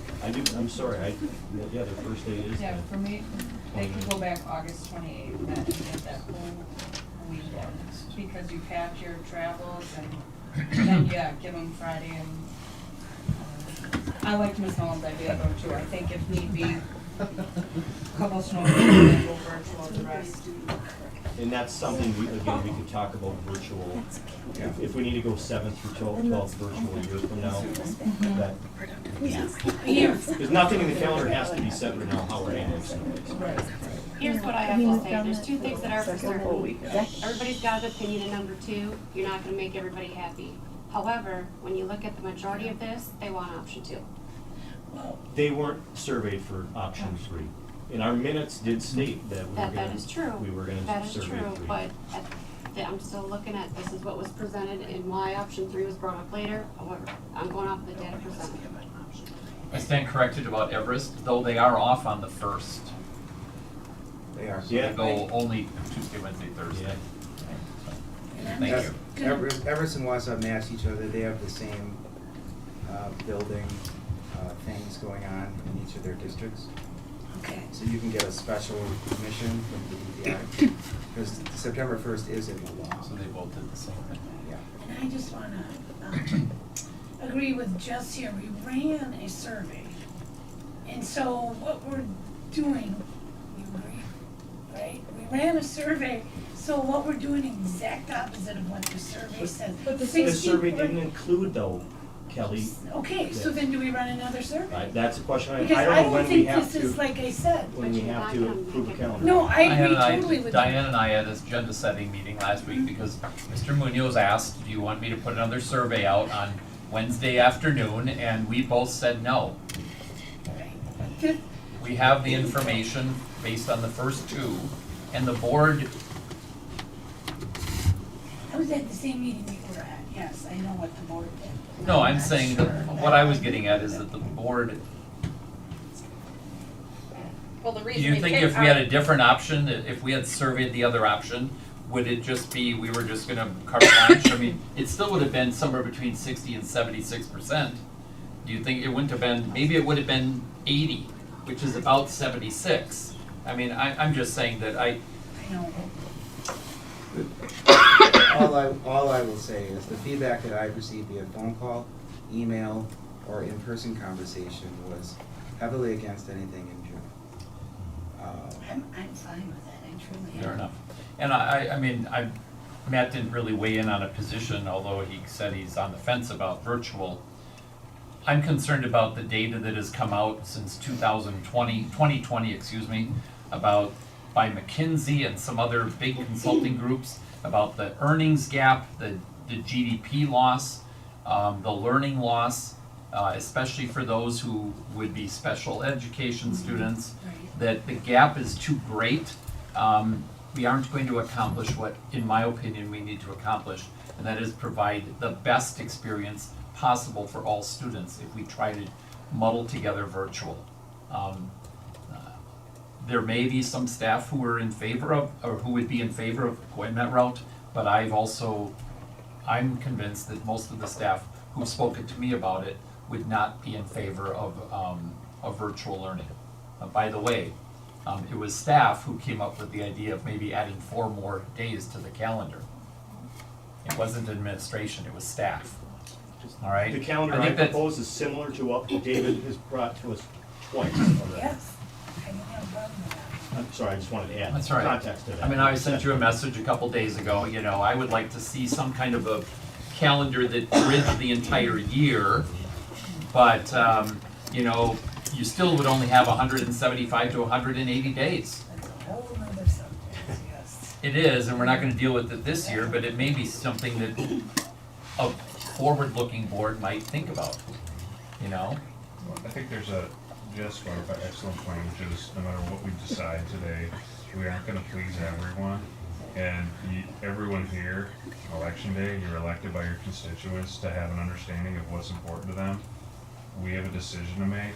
I think that Peter's motion balances some of what everyone seems to be saying, and it makes sense to me. I'm gonna be supportive of that, but I'm certain that by tomorrow, I'll have an email of someone who's ticked at my vote and thought it over. This is the guy who's going off the I board. was and gonna he's say, going- 'cause yeah, you say that. Probably won't even- Mike, fist bump right here. We have a motion and a second. Is any other discussion, or would someone call the question? If no other discussion, I will call for a vote. I'm not in favor of starting that Friday before the holiday weekend. Well, then you get to vote no, like me. Yep. Kelly, did you call the question? Kelly Zebro calling the question. We have a motion by Peter and a second by Diane Gorman to, Megan. I'm sorry, Megan, my apologies, Megan. To begin school for the 2023-2024 school year on September 1st, to have off the week of Thanksgiving only Wednesday, Thursday, Friday, to add April 1st as an additional spring break day, no school day, and to end the school year on May 31st. Is that correct, Peter? Yep. All in favor say aye. Aye. Opposed? Aye. Roll call, please. I didn't hear, Barnes, it was at Yes. least three, I did. Stankowski, Yes. Gorman, No. Hanson, Yes. Hermany, No. Bowman, No. Zebro, Yes. Kaiser, Yes. Knable. No. Motion carries 5-4.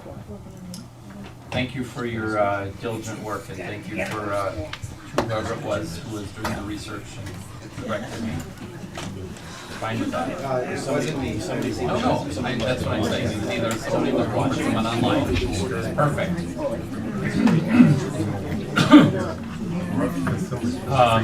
Item 14A, new business. Item 14A, discussion and possible decision, specialized intervention support. Yeah, I'm gonna zip through this. Essentially, this is something, it's not in the staff plan because it's not really for the 23-24 school year, it's for right now. So, this came from the elementary school in terms of a higher uptick in some behavior incidents. I do want to preface that this is fully paid for by a grant for the rest of this year and all of next year. Once again, this is fully paid for by a grant, all of this year, the rest, if you should, and all of next year, the rest of this year and all of next year. If you could go to slide number, the first data slide, which I think is slide 3. So, this is information from our Edger Climber system. Oops, sorry. Is it this? Yes. Okay.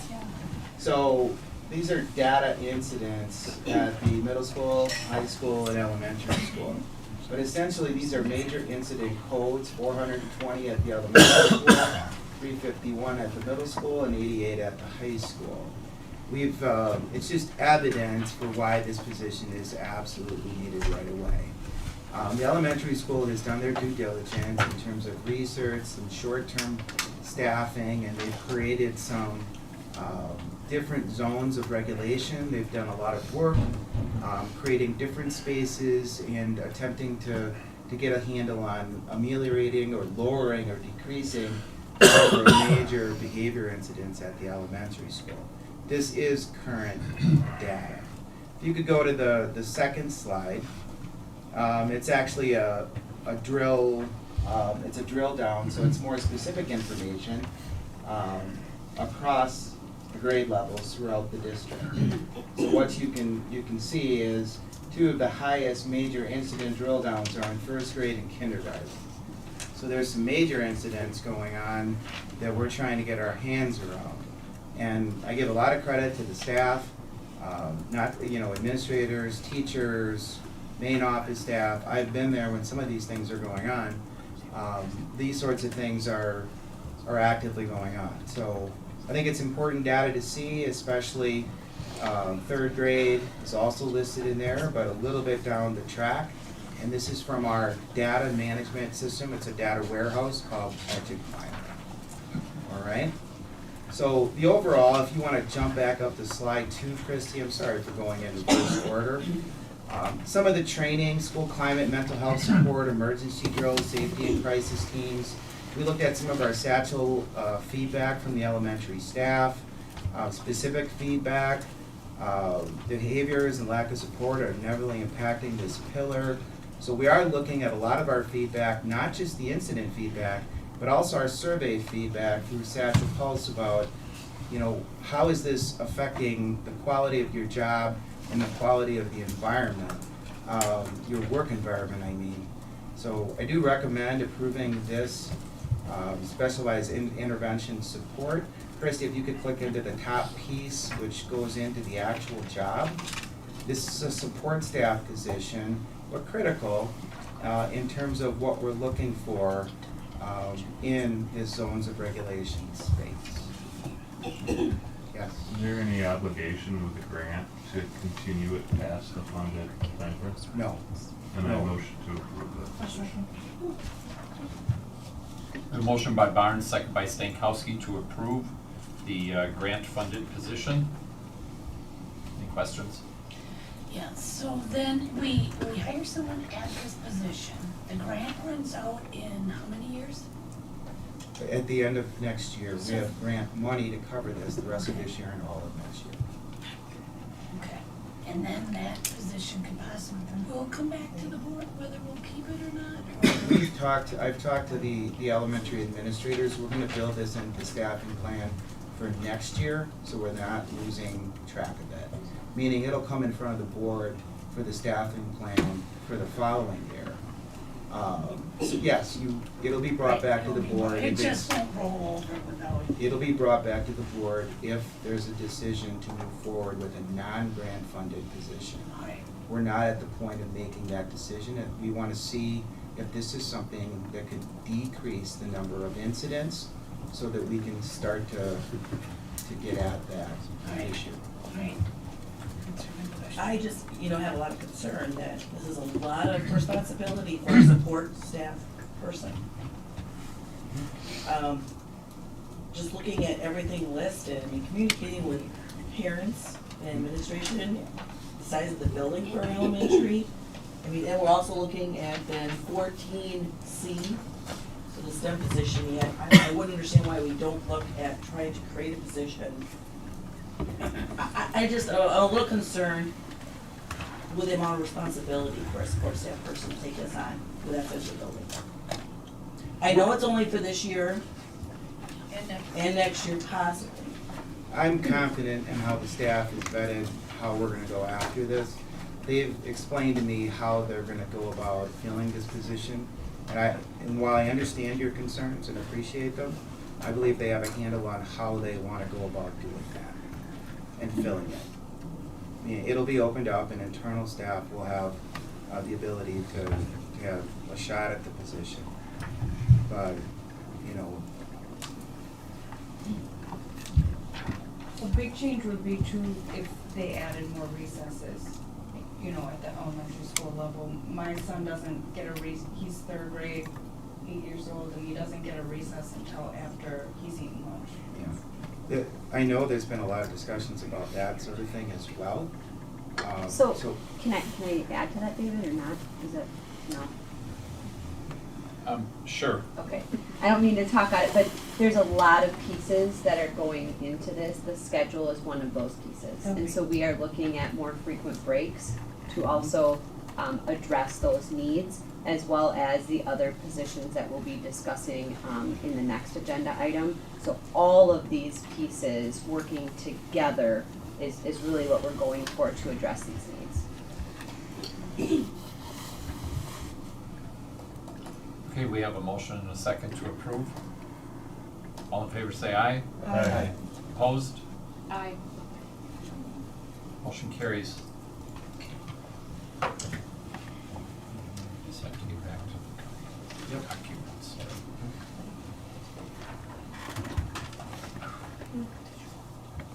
Item 14B, discussion and possible decision, strategic plan update. This is a regular update that I do for the board. Essentially, I've written up an overview, which I will give a brief on. Student opportunities and student achievement. Long and short of it, the presentation that was done by the principals, the excellent presentation by the principals, and Rob, thank you for that, by the way, and to all the staff that, of course, lead into that. We are doing an excellent job in terms of not only opportunities, but achievements through several different objective measures. You can see FastBridge is listed in here, plus other measures. I'll drop down to Mr. Way's overview. I won't click into it. You don't need to click into it, Christy, just for time's sake. But there was a general overview that Mr. Way had previously presented, which with internal data helps inform the continuous improvement plans. It's a good example. There's a lot of good examples of how we're getting at learning and higher levels of learning for all. Next thing, student and staff wellness. This is a big part of our strategic plan, the presence and central organization of student and staff wellness resources via the Mental Health Navigator. Thank you very much, Kirsten. I think she is here. There she is. The increase in school psychologist support. Thank you to the board for that. We have found an additional school psychologist who will be starting in the fall. So that was a position that's extremely hard to find, but we have found a candidate, so we're excited to be increasing staff in that regard. One thing I would like you to click into, Christy, the student and staff wellness update, which is a little bit of a visual, and thank you, Kirsten, for putting this together. I do want to give some kudos to Kirsten sitting over there. Raise your hand. There you go. She was presented, and she was the only school presenter at a county board public meeting over in Wausau, which I attended and Steph attended. It was extremely well done, and it essentially went through a lot of the aspects of things that we're trying to initiate and continue to work on in the Mosinee School District.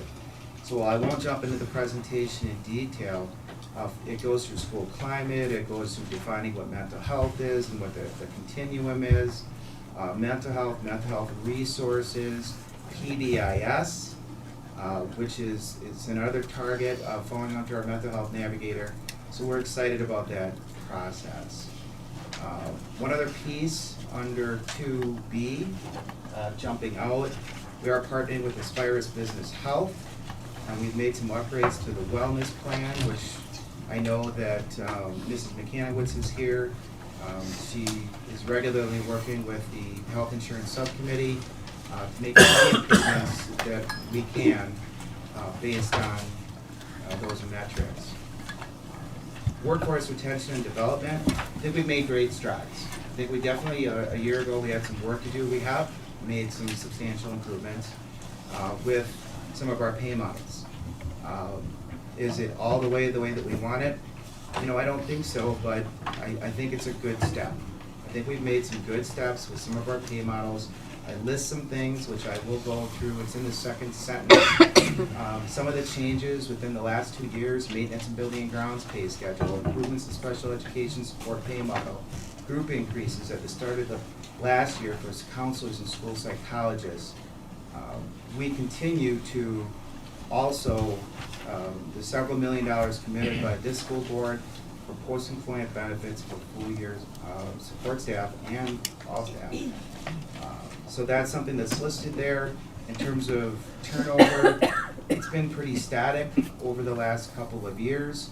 We're hoping for a great year that way. Facilities and fiscal responsibility. I'll just give a general overview. This is a little bit long, but we're doing a project at $220 a square foot that'll cost $400 a square foot anywhere you go today. So by making an improvement that was absolutely necessary because of an outdated area with cash, I think it's the height of fiscal responsibility. There's no borrowing, and a lot of districts go to referendum for that which this board did with internal resources, Fund 46, fund balance, a lot of different pieces that you were all part of doing. We've committed Fund 80 community service dollars to have 2 additional police officers. It's a huge commitment. This board has made a substantial commitment to the community with our resources and our resource funds.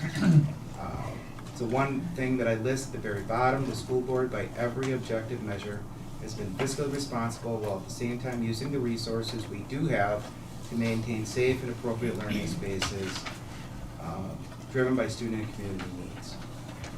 Last part is the community connections. I do list a few things and reference some new activities. The board had committed some additional dollars out of Fund 80, our community service fund, so not the general service fund,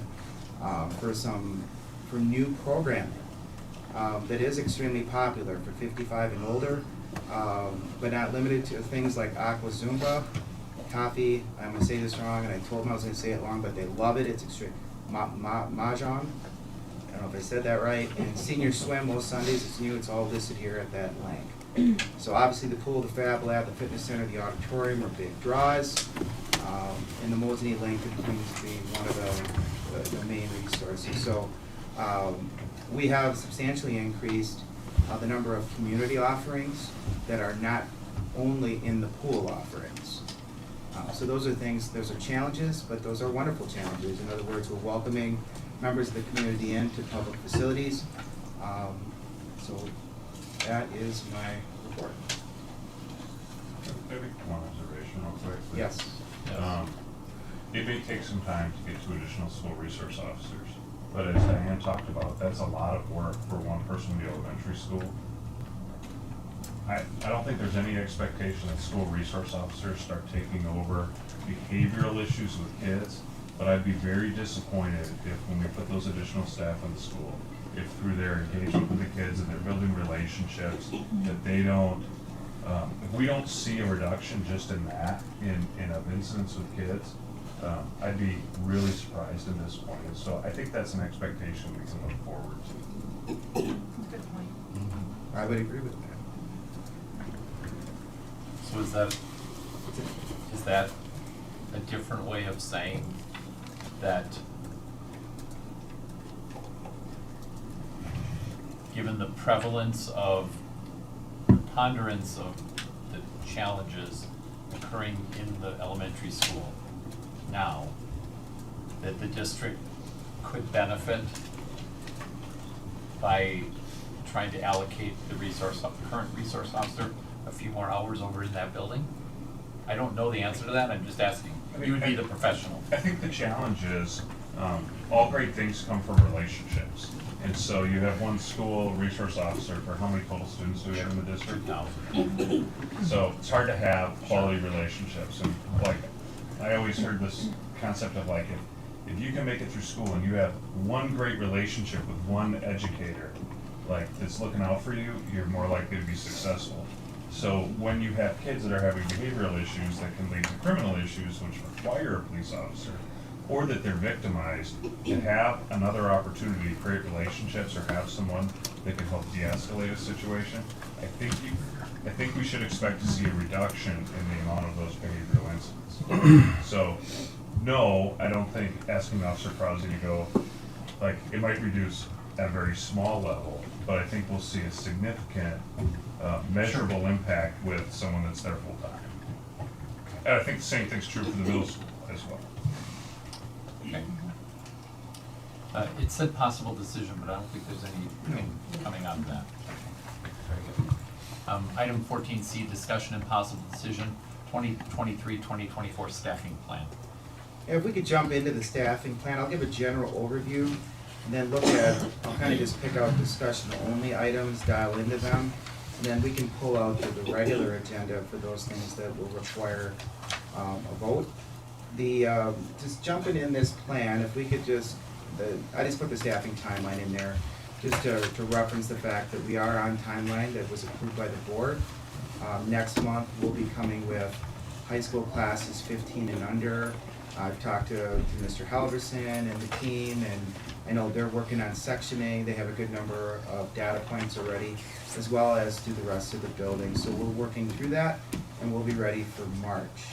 Total staff, teachers 156, support staff 104, admin 15, total 275. Elementary school, there's a couple different items here, like Mrs. Schmidt referenced, that are very connected. But we'll come back to that. I do want to jump into kindergarten.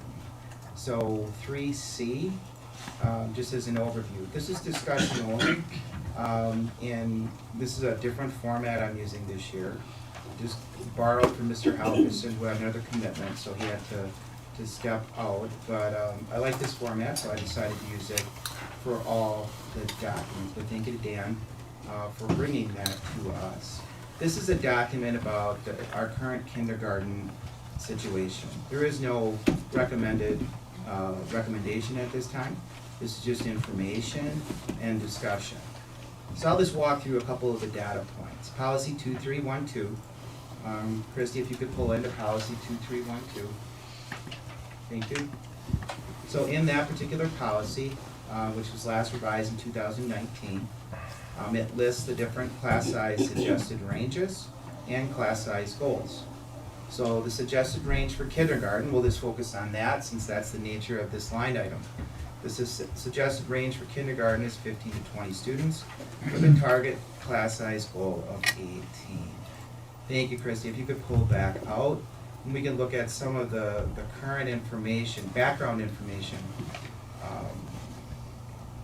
We are studying the possibility of adding a kindergarten teacher. Like I said, we don't have a recommendation at this time, but we are looking at the data. We want you to see the work that has been done so far. So the study process completed so far. July of 2022, this document was presented to the board, which explains some target class sizes and class sizes over the years for kindergarten. So you can see that across the board that we've been larger than the target class size for a long time. And there's been bigger bubbles and fluctuations. This was presented to the board July 19th, 2022. That's just historical information for you to have as an overview. Historical research. I just pulled up historical research about class sizes. It's an older article, but the reason that I pulled up this particular article, thank you, Christy, is because it references Wisconsin schools. It's a national article from a national professional journal, ASCD, so that's all 50 states, and it's bigger than that. So they actually reference Wisconsin in this research that smaller class sizes, especially at lower levels, is a positive. So it's just a piece of evidence that I wanted to have out there. So there's been some study, and I'll get to the last data point under data collected so far. So Christy, if you could pop out of that and drop down a little bit before you click in, I will just add that the connection here is adding behavior interventionist was considered, especially given substantial uptick in behaviors and regulation concerns. Elementary staff has been doing their due diligence in zones of regulation, so that's the connection. That zones of regulation is a place on the first grade level, I believe, that they've established a zone where the position you've now approved, that person will be working in consort with teachers and administrators. So we have been looking at this, especially with off-task behaviors and inappropriate behaviors. So the data collected to advise this change, if you could pull into that link. Thank you, Christy.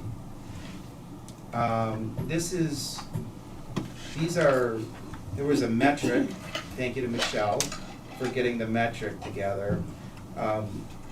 This is the data we have right now in terms of projection.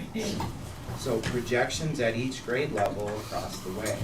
And what you'll see is if you're looking at this, that the reason the data is changing more over time is we just don't have enough information right now to really make a decision, which is why I haven't posted it as needing a decision. But right now, if we're looking at the data, they come up with a metric of 107%. So in other words, we see an increase of 107%. So if it's 104, then we can project 111. So Michelle, correct me if I get the metrics wrong. So that's how the metrics, how we came up with those metrics. So these are state numbers, so this is what the state sees. So I wanted you to see what the state sees so that we're looking at the proper data when making these decisions. One thing you'll note at the very bottom is while we are still decreasing enrollment a little bit, you'll note from 4 years ago, we're not nearly decreasing at the rate that was suggested 4 years ago. And the board will remember it's largely because we've eliminated the open enrollment out, open enrollment in issue, right? We used to be negative 120, and we're now virtually even. We were actually +5 in the last audit, and I think we're sitting -9-ish right now. So your head's shaking out there. Thank you, Michelle, for our open enrollment in, open enrollment out, which is a big deal. So, I mean, it's a net effect change of about 100 students to the positive. So these are important data points that we're studying. It doesn't inform a solution at this point. One thing I'd like to, if you want to jump out, Chrissy, to the main document. One thing we'll continue to do with Mrs. Schmidt and Mrs. Treba, who are here, thank you for being here. We'll continue to monitor kindergarten enrollment between now and May school board meeting. Our goal will be to come with firm numbers and recommendations. In other words, we want to look at the metric of 107% and see what that projection is going to be. The data doesn't inform a solution or a decision at this time, but we would like to study 4K and the kindergarten enrollment between now and then. You know, the policy ranges, right now it's projecting 111, but I'm interested to see where those numbers are sitting at in May. The historical information provides data that suggests we approach this cautiously while relying directly on enrollment information. Any questions? Just want you to be aware of what we're studying. Have we done a survey to parents for incoming 4K students? As No. far as if you're studying this now, have you put something out there to get feedback from them comparable to other school districts? What they might be doing, what we could be doing different? Right. Because we have been seeing a decrease in our K-4 population, so there's an influx every year. We see a Right. greater number coming into kindergarten than 4K. So why are these students leaving? I mean, some of it could be daycare. But what are some other reasons? Yeah, we have not done a survey, I believe, but we can do a survey. But the 4K, the metric is 107%, so it is accurate what you say, Right. that our number of 4K students versus what we see in kindergarten, we're seeing, you know, an uptick of 7% beyond actual. 4K is which- not mandatory, so you could have parents that, what percentage of our kindergartners went to 4K? Is that a metric that we have?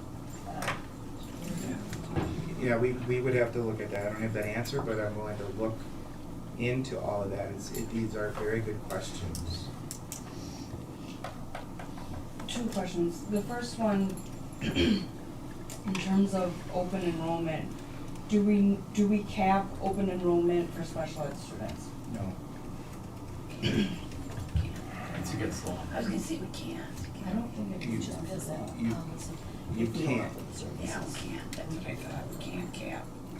We don't cap. You can Okay. cap. You can cap? You can, Certainly, yes, you can. I don't recommend that we do, but you can cap. Okay. you Yes. can.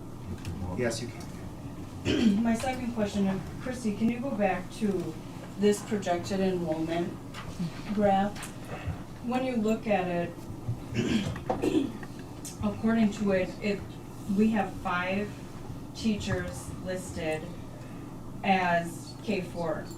And because we only have one section of 4K in the elementary school, I'm assuming that the remaining teachers are at our offsites? No, this is for 23, 24. This thing doesn't even start until next year. No, I know, but Oh, you're sorry. saying look at on the purple? Right, it says for 2023, 2024. It's the But same. It's the same just as now. Yeah, it's Oh, just showing you okay, okay. how many sections do we have, how many teachers do we have teaching 4K? Got it. That would say that because we only have one in the elementary school, those other 4 would be at Storybrooke, Mosley Preschool, and I'm assuming Head Start would be the last one? Yes. The issue I have with that is that they're teaching the same curriculum, they're doing the same job, yet the one at the elementary school is making 77, salary and fringe included, and the rest of them are making 28 or 29. In my opinion, that's unfair, it's unjust, and I would like to see them be added to the new salary schedule, because if anything, they're doing the same job for way less pay and they're not getting the break that the other teachers are getting. They don't have them going to specials. They're doing the specials. They're with the kids all day. They feed them lunch. They take them to the playground. They don't have assistants out there. They don't have an art class to go to. They don't have a music class. But yet they're doing the same curriculum. If I'm reading Rob Way's, you know, his connections, that you're rolling out the same curriculum for all 4K. We're trying to blend the literacy between 4K and 5K. So why is one teacher making $50,000 more than all the rest of them? That's wrong. One of them is our employee, and the Yeah, rest but of them that, are not. but that's what I'm saying though, is that if we're going to say this is the curriculum you do, and these are what you're gonna do, and this is what you're gonna teach, and this is what you're going to grade, then make them our employees. We can't make them our employees because their off-site locations are private businesses that we're contracting to. You don't take your employees, give them to another business, like. But I think that's what they would I understand your prefer. point, I understand your point. I'm certain that those employees would be like, we'd rather be an employee of the district. But the district still also has to at least break even on 4K. And in order to have offsite, and I only say this because this exact conversation took about an hour and a half, maybe 4 or 5 years ago. And the numbers don't flesh out. And if we want offsite locations that the school district's gonna contract with, this is the way it works. They don't get the same benefits, but many of those staff begin their careers there and then they apply and they work for a district and they make more money. So, like, this, you can look at a parochial school, which is a private entity, and those teachers make significantly less money with significantly less benefits and no Wisconsin retirement system. Is it fair? I don't know. That's not for me to say, but there's a choice where you apply to work. And we contract with a private business, which is Storybrooke, to provide a service for us. How much they charge us and negotiate and how much they pay their staff is up to them. It's not up to us to determine what that is, because they're not our employees. It's a whole Well, separate what business. what we do, because we talked about this back in May, we haven't given them more on the contract of what we give them. Didn't we just talk about this? I don't think it was increased this past year. I don't recall the year before though.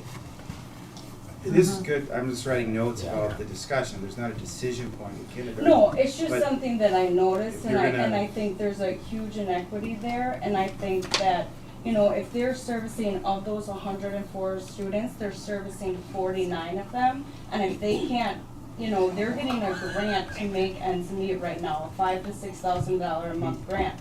If they can't make ends meet, and now suddenly they have to shut down, and we have 50 extra kids, okay, then they're coming to the elementary school, right? And where are we gonna put them? Yes, I'll just make a general financial comment, if we're gonna add 4 teachers to the budget, it's an additional $200,000. Well, it wouldn't be 4 though, because it would be 2, because it's morning, afternoon, right? They're split. Okay. 2 teachers. So $100,000, if we're gonna add $100,000 to the staffing budget, you know, it's a good discussion to have, but I don't know, I don't believe we're gonna make a change Well, today. I mean, the word may not, I mean, I know you used inequity, I mean, I think you're really saying that they're not paid comparable amounts. But if you're, as Matt was saying, if it's a private business, those employees still have the opportunity to either take a job that was being offered at that pay level or not. And our staff on our Mosby School District payroll, they've chosen to not take a job at that business. And I certainly understand that, but I would like to see, I guess I would like to see something done to help them more, because I don't think, I don't know, I just don't think it's right. I understand what Megan's saying, and I understand what Matt's saying. They are still taking care of our kids, that we're getting the same amount for a kid who's in our building as we are for a kid that's in their building. So can we do it fiscally responsible, in a fiscally responsible way? That's, in my 4 years, I haven't seen where this has been looked at, and it's been an issue for me as well. Something to keep in mind, I mean, really, you're describing the same number of dollars are coming in for the Storybrooke students as well. which means that those dollars are subsidizing other activities of the school district. And so something would have to give either way. And that's what you're asking for, is potentially to have a future agenda item, which would, I mean, we're in the middle of staffing. Yeah. I don't know that it would start for us. I think it would It's not be staffing for sure. I think it would be Jolynn and the team of looking at that lower level of students and. I have it written down as a future agenda item, along with survey, different levels of surveys, how many Ks are in 4K, or in 4K. That's how I'm documenting this. Not because I agree or disagree, that's not the point.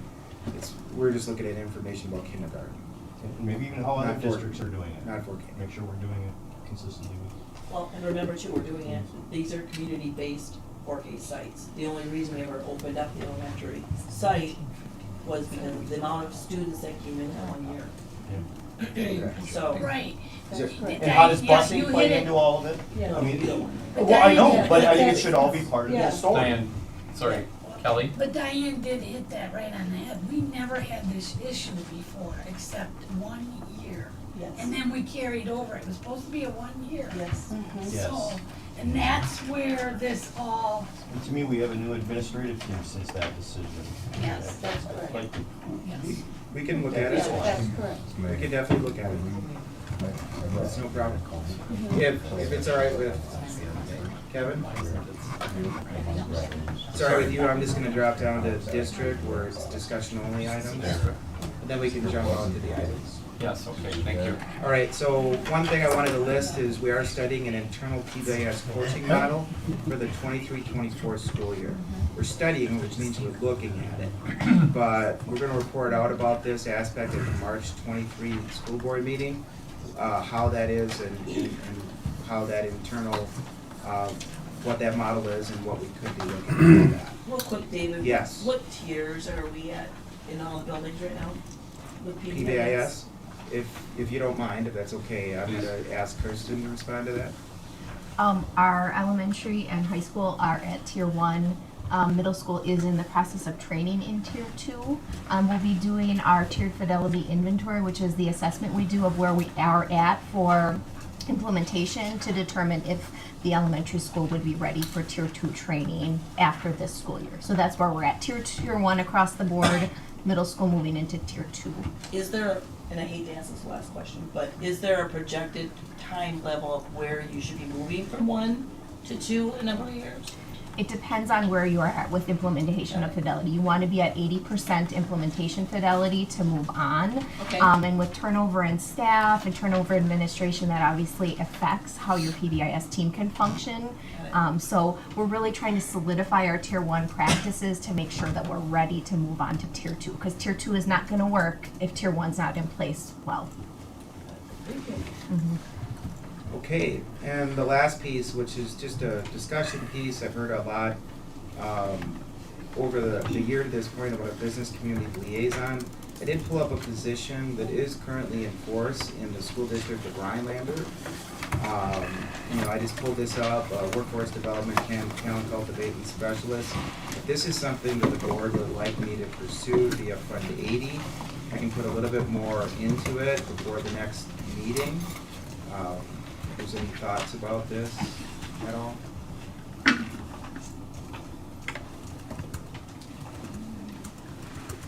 Anybody?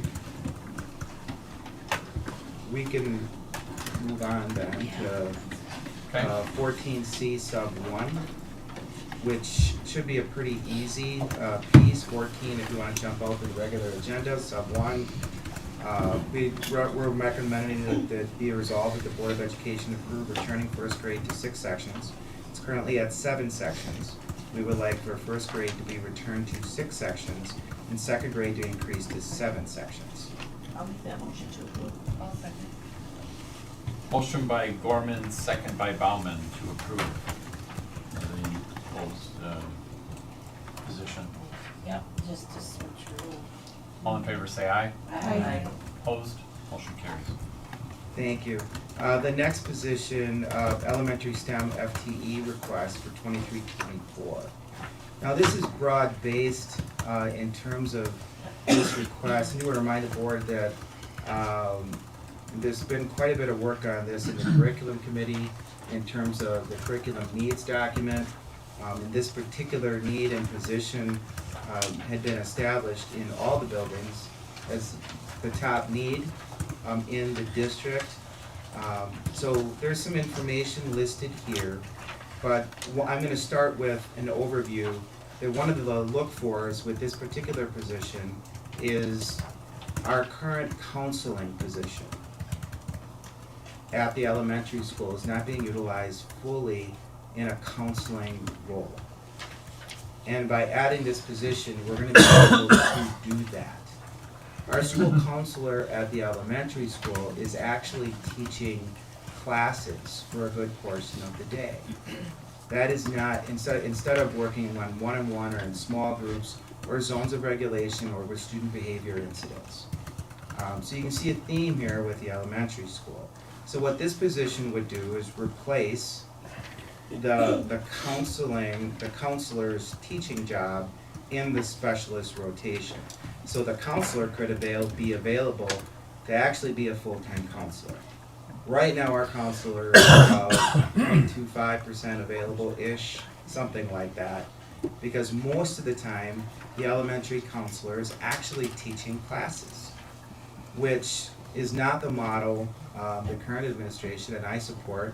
And I know Steph absolutely supports, as does Rob, that we don't want to continue in that direction. Because we believe that our counselors should be more available to students with high need behavior incidents or in small group type instruction. The best way that we can attack that need is by adding this position, the STEM specialist, science, technology, engineering, art, and math, to the elementary rotation. So a couple of the options considered. If you want to drop down a little bit in the budgetary impact, we considered adding counseling staff. We said, okay, we definitely need more counselors because our counselors just aren't available to assist like that just based on how they're scheduled. So we've looked at adding counseling staff and we're like, well, we could do that, but we want to get our existing counselor actually doing that work. We've talked about a behavior specialist, a behaviorist. We've talked about adding social studies staff, because that's another aspect of the curriculum in the elementary school that is also taught by classroom teachers. So our thought and our recommendation is to approve this position. They've been documenting at the elementary school a rise in behavior incidents. We've shown that throughout this meeting. And the balance of counselors, we think it could be correct the way that it is. We don't believe that adding a counselor at this time is necessary or needed, but we do believe that freeing up our existing counselor at the elementary school by adding this position would really give us multiple benefits, and that's what's all listed here. We would actually, the teachers will still have the same amount of instructional time, they'll just be spending it on social studies instead of science. The counselor will be pulled out of teaching duties, which is not common for counselors. It's not common for counselors to be involved in direct instruction, if you will. It's small group work or individual, working with individual students in a number of different ways. The curriculum committee did review this. This has been reviewed for quite a bit of time, and that it was established as the top district staffing priority. Teaching rotations stay the same. Nothing changes for teachers. It just, in terms of their time or the amount of time teaching, they'd stay the same. So they'd be working the same amount of time. They would just not be doing science. So they would instead, what would replace science is the question, well, they continue to do social studies and then add the SEL instruction in, which is aligned to district initiatives. I just want to make one comment. One of the things you said is regarding that they're having, that the school counselor is having to deal with behavior issues. Well, we just approved this to hire the specialized intervention support person, so that will free up some of the time that the counselor has been spending on that. And if we go ahead and we approve everything that you're bringing to us here tonight, we need to come up with about $250,000, just so everyone understands that. I don't believe that's accurate at all. But I will answer, largely because of how we're shifting the budget, the amount of staff that have already decided to retire. And, you know, we're replacing those positions, but there's a cost savings with respect to that changeover. And to answer your question about who's handling certain students, a student who goes to the support staff interventionist that was already approved isn't the same student necessarily that's going to be going to a counselor. So there's tiers. Like if you're tier 1, tier 2, tier 3, I mean a student who's more severe, like tier 2 or tier 3, is going to be going to a counselor or a school psychologist. So there's levels. So nobody going to this position that's approved would be necessarily dealing with a counselor or even administrator right away. But certain incidents are severe enough where they would go maybe right to an administrator, school psychologist, or a counselor. In terms of responsive to the overall budget, that is something that we are, meaning Michelle and I and others, we have looked at all the positions dollar by dollar, and this is within the scope of what we're planning for our budget going forward. So, remember a couple of years ago where they built that green, yellow, red 5 or 7 page document? They're working on something similar to that, and it would incorporate in the green, these would be ads, but they would be offsetting these ads with deletions from retirements and the shifting of other positions. You know, the only new position, other than what's already approved, is the elementary STEM FT, which is completely paid for in terms of retirements that have already been brought forward. All But that other, totality and data is not in front of us to make the decision. right. And my question now is so what is this counselor teaching? Right now, the counselor is going, there's certain aspects of their, the counselor, I call it a crosswalk, but it's called something else. That's just from SEAL. It's called SEAL. Right. So they're going through and teaching, they have a curriculum, they have an overall piece, but that sort of thing, we can definitely have our counselors still do those sorts of things, but not in a way that they're not available to help with some of these high need cases. So the counselors, how it works at the high school, for example, I'll use the high school as an example. So the counselors have the same sort of things that they're supposed to be teaching and educating students about, but instead of pulling, they'll drop into classes when certain topics come up, like suicide and stuff like that. Counselors are coming for a day or 2 days instead of being constantly pulled out for that sort of thing. Our counselors are currently doing that, you know, in the middle school and the high school. So that's how SEAL, which is what they call it at the elementary school, they still have all those things at the high school and the middle school. That's just how they're presenting their curriculum. It's across the board, depending, you know, on what the topic is. But I mean, even when we were kids, we had guidance with Right. Miss G, right? She was here probably, how long? In the elementary school. Yeah, and so it's kind of a continuation, kind of the same thing, but I see what you're saying. I support this. I think that this is, you know, kind of the area that all schools, you know, at the convention, they're all kind of pushing the STEM.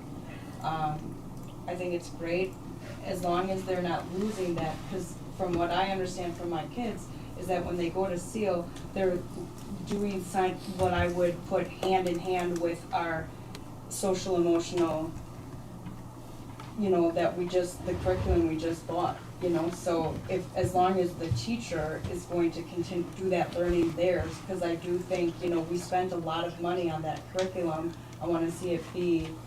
Absolutely. I think Mrs. Schmidt may be able to add some clarity. Mr. Barnes? I just want to make this point that I think there's benefits that you're discussing here. On 2 different occasions, this position came to our curriculum committee. You might be right, Kelly Cree, if we go way back.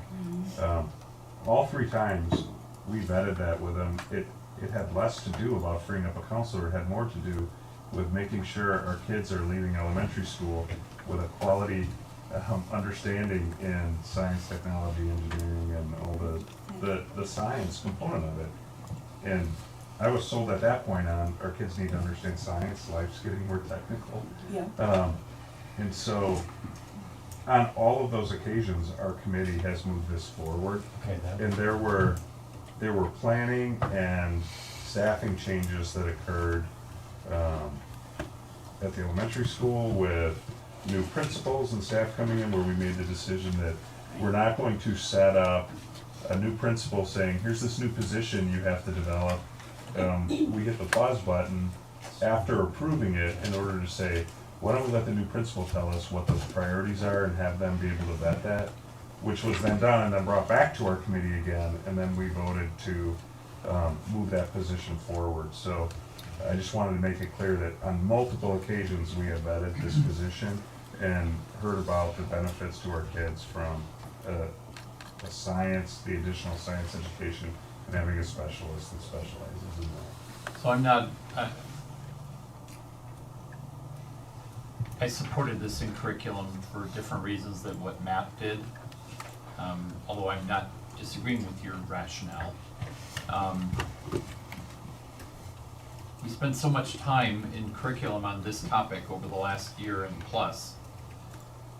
And we asked the curriculum director to work with all of the BLTs to put together a spreadsheet similar to the one that we use for the building and grounds department.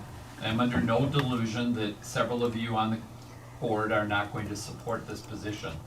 I'm already aware of that, and I respect your position. And so you understand my rationale. It's because we were told after our principal, the new principal, had been here for a semester,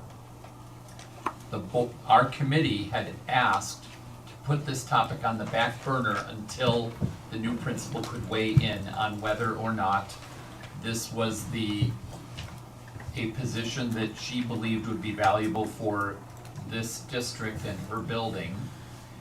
And I will tell you that we've been told more than once that of every single curriculum need and positional need in the school district, that the buildings together, all the building leadership teams together, working with Mr. Way, chose this position as the singular top position.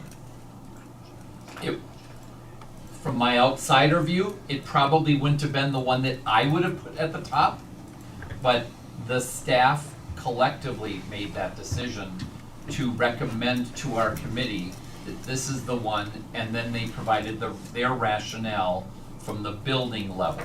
I doubt that there might have been some high school and middle school involvement in putting together this background information and the reason why, but the elementary school staff and Mr. Way, probably more as a mediator than a facilitator than anything else, basically had to figure out, how they were gonna sell the other building leadership teams on that one position being the priority. Again, I know several of you are gonna vote no, and I respect that. I just wanted you to understand the additional perspective from another person on the curriculum committee. Okay, Kevin, just a few questions then. Was the specialized intervention support also on that list? That we just approved tonight? I thought that should have been on the list. That's. No. Okay, so that's my, No. just say that wasn't on the list. So, Well, number 2, we were also told, or, Hold on, it is up on the top part. There is a priority listing, staffing to support students who qualify for interventionists. so that was That is number- I didn't just write that in, this is on here. Whether it specifically addresses the answer to your question, I can't speak to, Okay, because I don't know. And then another time this came through, it's come through as different costs multiple times. Originally it was 75,000, now we're at 50 to 60. I had asked multiple times, does this include all the material, classroom? That still is not answered on here. I So don't think, it's not the intention to buy a new curriculum, is it? that's what, it never came back as part of an answer to this question. So is this the total cost, or are we gonna be having to pay more for material, classroom supplies? I think there's a couple things that, for full transparency, that references, the 50 to 60,000 references salary. It's I not get that. salary and But where did benefits, the right? 75,000 come down from? Well, I think you're looking at, there's two different documents. I think the salary plus benefits gets closer to an average of 75,000. So that should be back up to But I 75. think it's a fair question to ask, are there additional costs associated with that from a curriculum standpoint? So on this document that everybody has, it says $70,000 salary and benefits, right? So I think on this document where it later, or earlier it said 50 to 60, I think is what it says.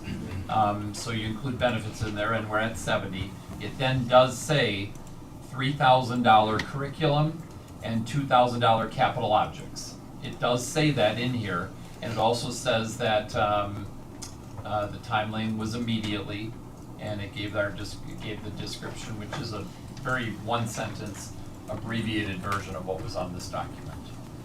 So I'm not trying to make the case on behalf of other people, I'm telling you what went into my decision.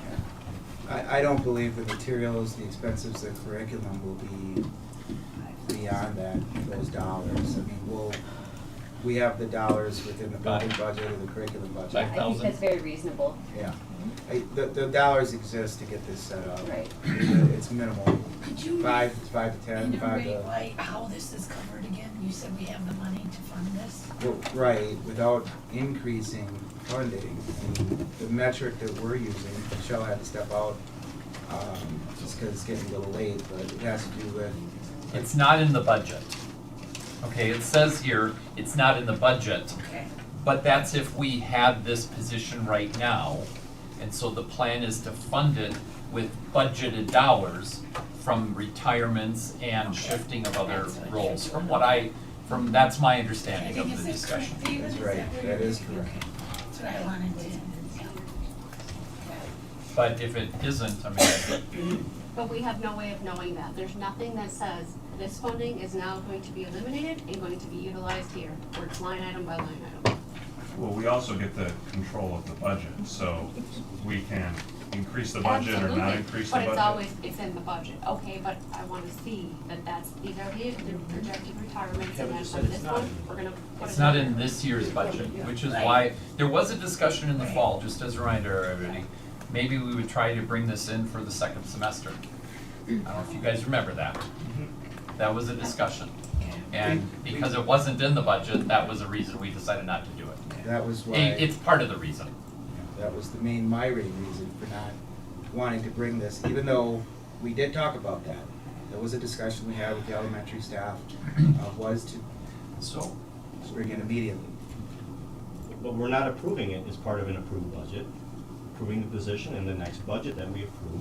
It's their We'll job factor it to in. Absolutely. figure out how to pay for it. And I'd like to make a motion to approve the position.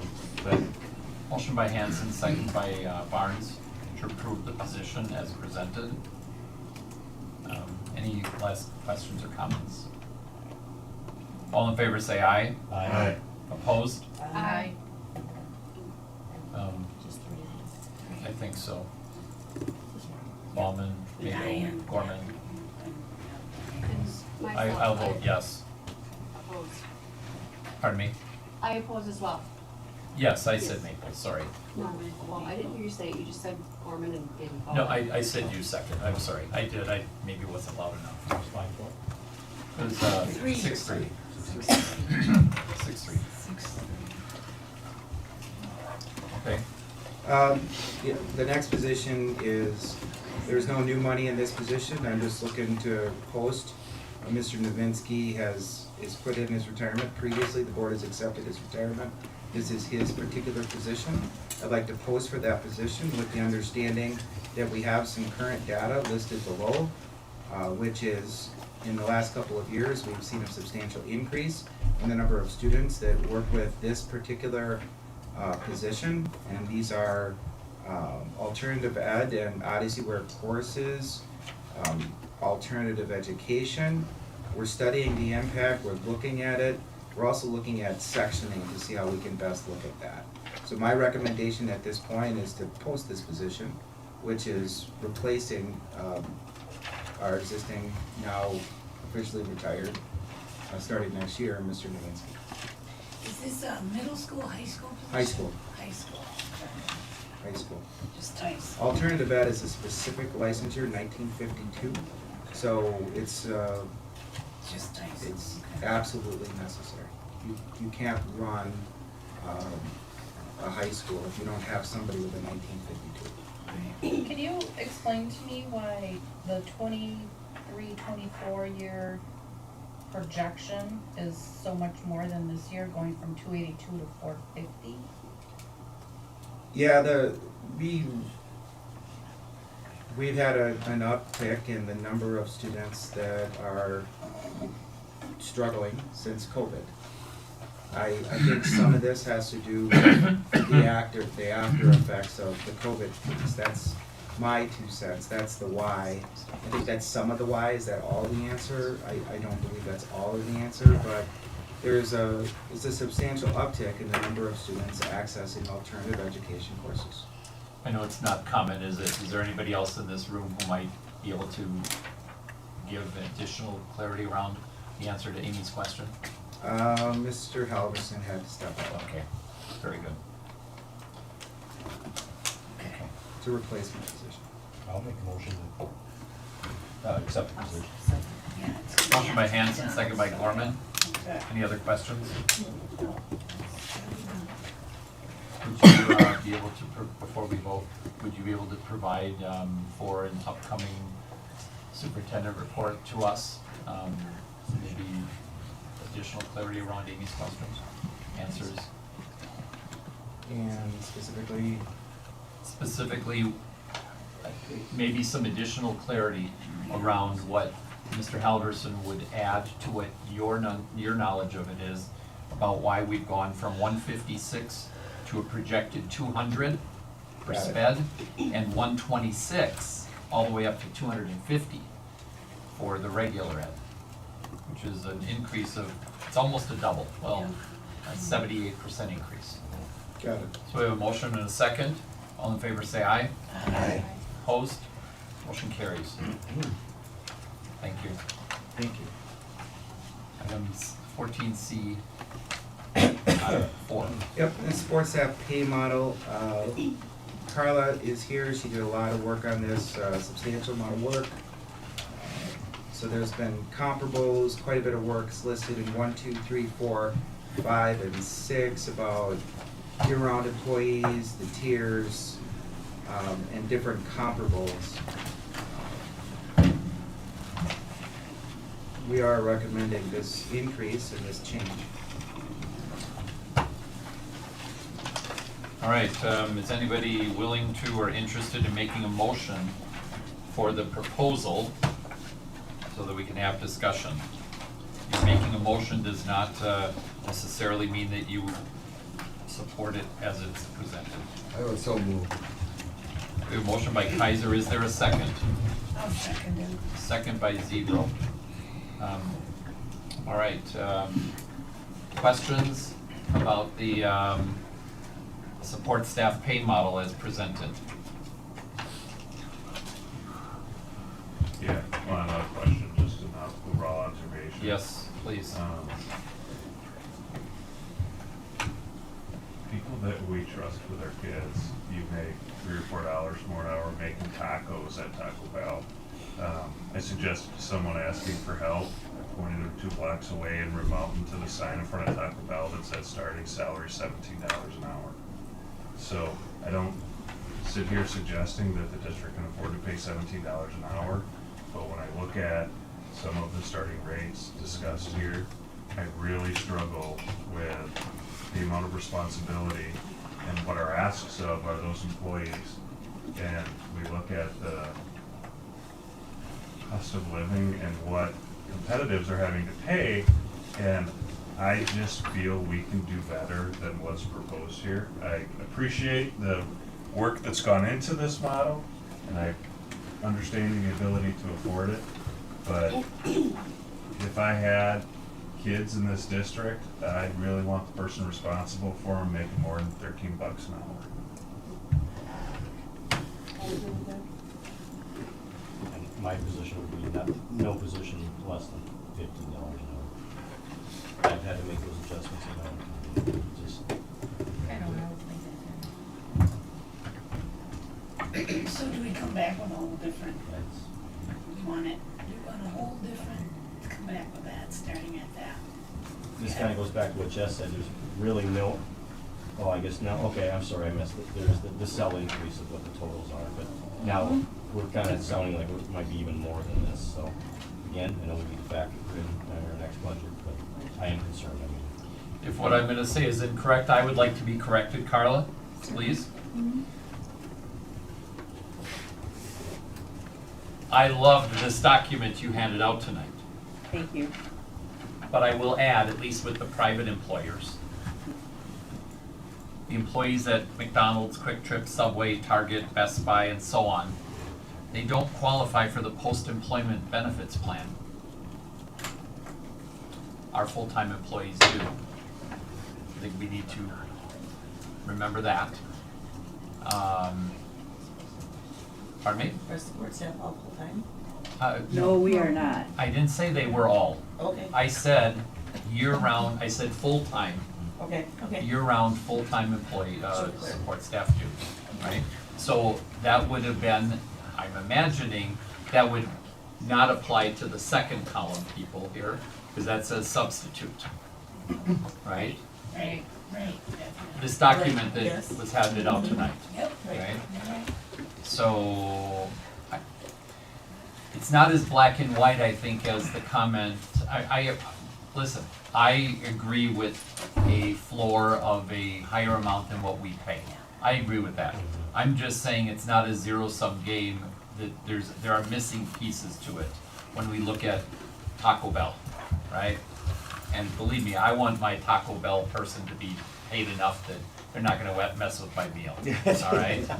So, just like I want our staff here to be paid well enough that they're gonna deliver the quality care for our kids, right? Well, I think we're very fortunate that regardless of what our staff are being paid, I've Agreed. always felt that my kids receive care Absolutely. and concern and quality. Agreed. So, there's so many moving parts as, like, in certain decisions we've made, we've adjusted a floor. Does that mean, I mean, this is where the discussion I think needs to go, like, what does that mean moving out as you move through tiers? And I understand the point you make, Kevin, but I would counter with, as in my professional life, as I work to employ people that might be living outdoors on a regular basis and find jobs, there are a significant number of employers whose starting salary is in that range that also provide pretty significant benefits to their employees. So, like, your point is valid, but it's not valid across all tiers. I would agree with you that it's valid in the fast food market.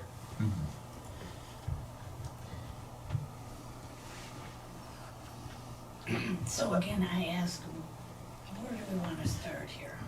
Another question as we look at the financial analysis that Mrs. Dahl provided, I think this was great. So if we are sure, I think the number was like 60-something out of 100, so many days we've been short. So does another staff person have to cover, and then do they get like a stipend? So, how do you? It's just gapped. Okay, I wasn't sure if we still had to pay an existing staff member extra. If Sometimes- this is not gonna be the document, which is okay, then I think we just need some parameters, meaning the administrators, so that we can come back with, That's what I'm asking. I mean, how much These we cells wanna haven't, spend. these cells haven't been, the majority of this model, other than the two that we changed, sped and maintenance, this hasn't been adjusted since like 2017-18. And so there's been a long time. And so what we're trying to do is at least get it up to some level of being competitive, even if it is at the low end. It, you know, as far as what can we afford, so. Just for me to finish, as we looked at the cell increased dollars, what I was wondering is, if we still have to somehow find somebody to cover and they get extra money, and maybe the answer is no on that, then that should be factored into it, because, you know, maybe we are already spending more money in paying some of our existing staff to cover. I don't know. So if that is happening, that should be part of the financial analysis for us. Well, the proposal is to increase these salaries by $57,000, right? That's the proposal. So we're looking to increase 57,000 for a total of 782,187 for the lanes updated. Vertical movement is 15,337. That's tier to tier, 2% each year, except when skipping a level, it's 2.5%. Yeah, it's all factored right below there at the bottom. I think that we just need some parameters of what you're Right. looking That's what I for. thought, yeah. And Somebody. So- When do we have to make a final decision? yeah, I mean, it's gonna have to be March, April, Carla? The letters really should go out no later than May, so Right. yes, Okay. March, Okay. March or April. Yeah, Yeah. so let's do that. We have Jessica. time to come up with options, and where can we take from this pot to put to that pot to, as everybody is saying, increase the salary for the sports staff? And which columns are we really struggling to hire from? And where are the major deficits to me factor that into it? Yep. I So- again don't think we can be entirely competitive with the other larger districts because they No. just have a higher tax base, but yet we can find a way to come up. So if I could just make one final comment then in that regard, and I'm not opposed to anything that's been said, but when the 9 of us are thinking about raising a proposed $13.50 general ed assistant, right? So it's proposed to be $13.50, right? And I'm not sure whether you were suggesting I was the only even- one that said that. so I yeah, understand, yeah, but I'm not- I'm not, Yeah, I'm just responding I feel there's a consensus on that, yeah, possibly. possibly. And I'm not sure that it was clear to me that the substitutes would get paid Yeah. 15. If the substitutes would get paid 15, the regulars would, Should be- I'm guessing, would be more. Yeah. But let's just talk about 15 in general, going from 13.50 or 13.50 up to 15, all right? So now the person who's at $15.16 already, does that mean they go up to 16.50? And then 17.94, does that mean that person goes up to $20? And the $19.13 housekeeping person, maybe that's not even a good example, like, maybe I should be looking at secretaries, I don't know. But, does that mean it creates this accordion effect all the way up? And now instead of 57,000, we're talking $250,000? Yeah. And now we're looking to finance this through fund balance? And again, I'm not saying, I'm just, Yeah, no, it's those good. are the considerations point. that all encompassing need to go into our thought process, that's all. I'm not trying to win an argument No, here. I agree. And I might not understand for each column what the job requirements are, Sure. what their qualifications are, those kind of things. that we need. Philosophically, I think you do have consensus, Yeah. all right? You know, But- but what's the impact overall on our budget and on what has to give? So I think to the point that Mr. Munoz made, and poor Carla, that, like, I think that's something that the administrative staff has to put together and come with some recommendations. I think what we can do to make that a lot easier for them is give them some parameters on the base level that we bring someone in at, and then have them work through some of those numbers and figure out where can it be squeezed and where does it need to be expanded, and maybe bring some options and what those overall costs are, because nobody's gonna sit here right now Of course. and come up with exactly what that dollar figure is. But I mean, if someone were to ask me, like, I think a full-time staff person here who's engaged with kids, who has responsibility for children, should be making $15.50, $16 an hour bare minimum. So, like, if you're asking for what does, I can tell you what one board member thinks. at Sure, that of course. point. So are you willing to make a motion to table the motion and second that's already on the table tonight? If it still allows the opportunity for the board as a whole to give direction to, like, I'm just one guy saying, here's what I think. No, I understand. So, yeah, I would make a motion to table. Okay, so a tabling motion doesn't allow for, it doesn't require a second, and it doesn't allow for any more debate. So we should and would vote on that tabling motion. And then immediately after that, just give some clarity. I'm guessing it's gonna pass. Actually, why don't we vote? All in favor, say aye. Aye. I'll vote aye. Opposed? All right, motion carries. So I think, Mr. Munoz, or Mrs. McCanavich, are you Actually typing the clear about what you guys, I was thinking a few minutes ago about asking the 3 board members, not including myself, so there were 4 of us, but the other 3 board members who were on the negotiations team last year, if the 3 of you would be willing to maybe work with the 2 of them on some of those baseline ideas. That's good. I believe that a lot of the data would come from survey, additional survey information, Kevin. Oh. And maybe what are your thoughts about scrapping the whole model and coming up with something different? If we're gonna do Well, I that. think the board is interested in Are something you other open than to what we have. ideas? Are you open to suggestions in that Yes. case? Okay, then you guys do the work and bring it to the Okay. board. Very good. Thank you. Mm-hmm. Okay. How soon will that be about here? Um, You ought to be able to bring something for the March board meeting. Yes. You know, I think March. Well, you're here for the April meeting too, you know. I know, but I did one of these until the next board. No, well, we have to vote no later than April. Additionally, Kevin, could I also bring to the board in March is also a proposal on substitute support staff pay increase based upon the recommendation that was made. Yes, of course. Okay, thank you. Yes.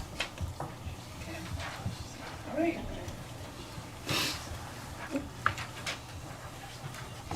Okay, what is the agenda? Find it. We're good. We're at- Item 14D. Yep. No, I had like 14 tabs open for every topic. Yep. 14D, discussion and possible decision, extended field trip Valley Fair. This better not be more than a 30-second thing. Yep, I recommend approval. Motion to approve. I couldn't tell what grade it. Valley Fair is in Minnesota. Yep. It doesn't say that anywhere in here, does it? Extended field trip Valley Fair. Where does it say that? Yeah, it doesn't say it in here. That's middle school. We did it last year. I mean, is it?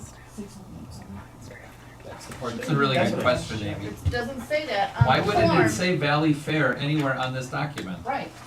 So it was approved by the principal and he doesn't even know where they're going.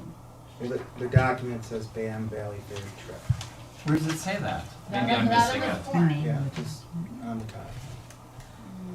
Oh, this is what we have. Yeah. Can you go to the top, please?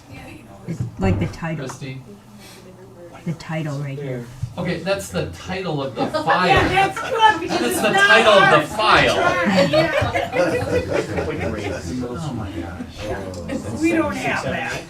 That's a good Middle one. school. No, she doesn't have any, why didn't she do it later? As amended, Yes, we have a right. motion by Barnes Yeah. and a second by Zebra, I think, right? Who seconded it? I can. I thought somebody did. Zebra. To I did. approve the amended document extended field trip so that it does say something I was on gonna it. say, so if it's on there. Valley right? Fair band trip. All in favor, say aye. Aye. Opposed? Laundry dog. Motion carries. Item 15A, WASB report. Yes, I'm gonna keep it short and sweet. We went to Milwaukee. There was awesome sessions.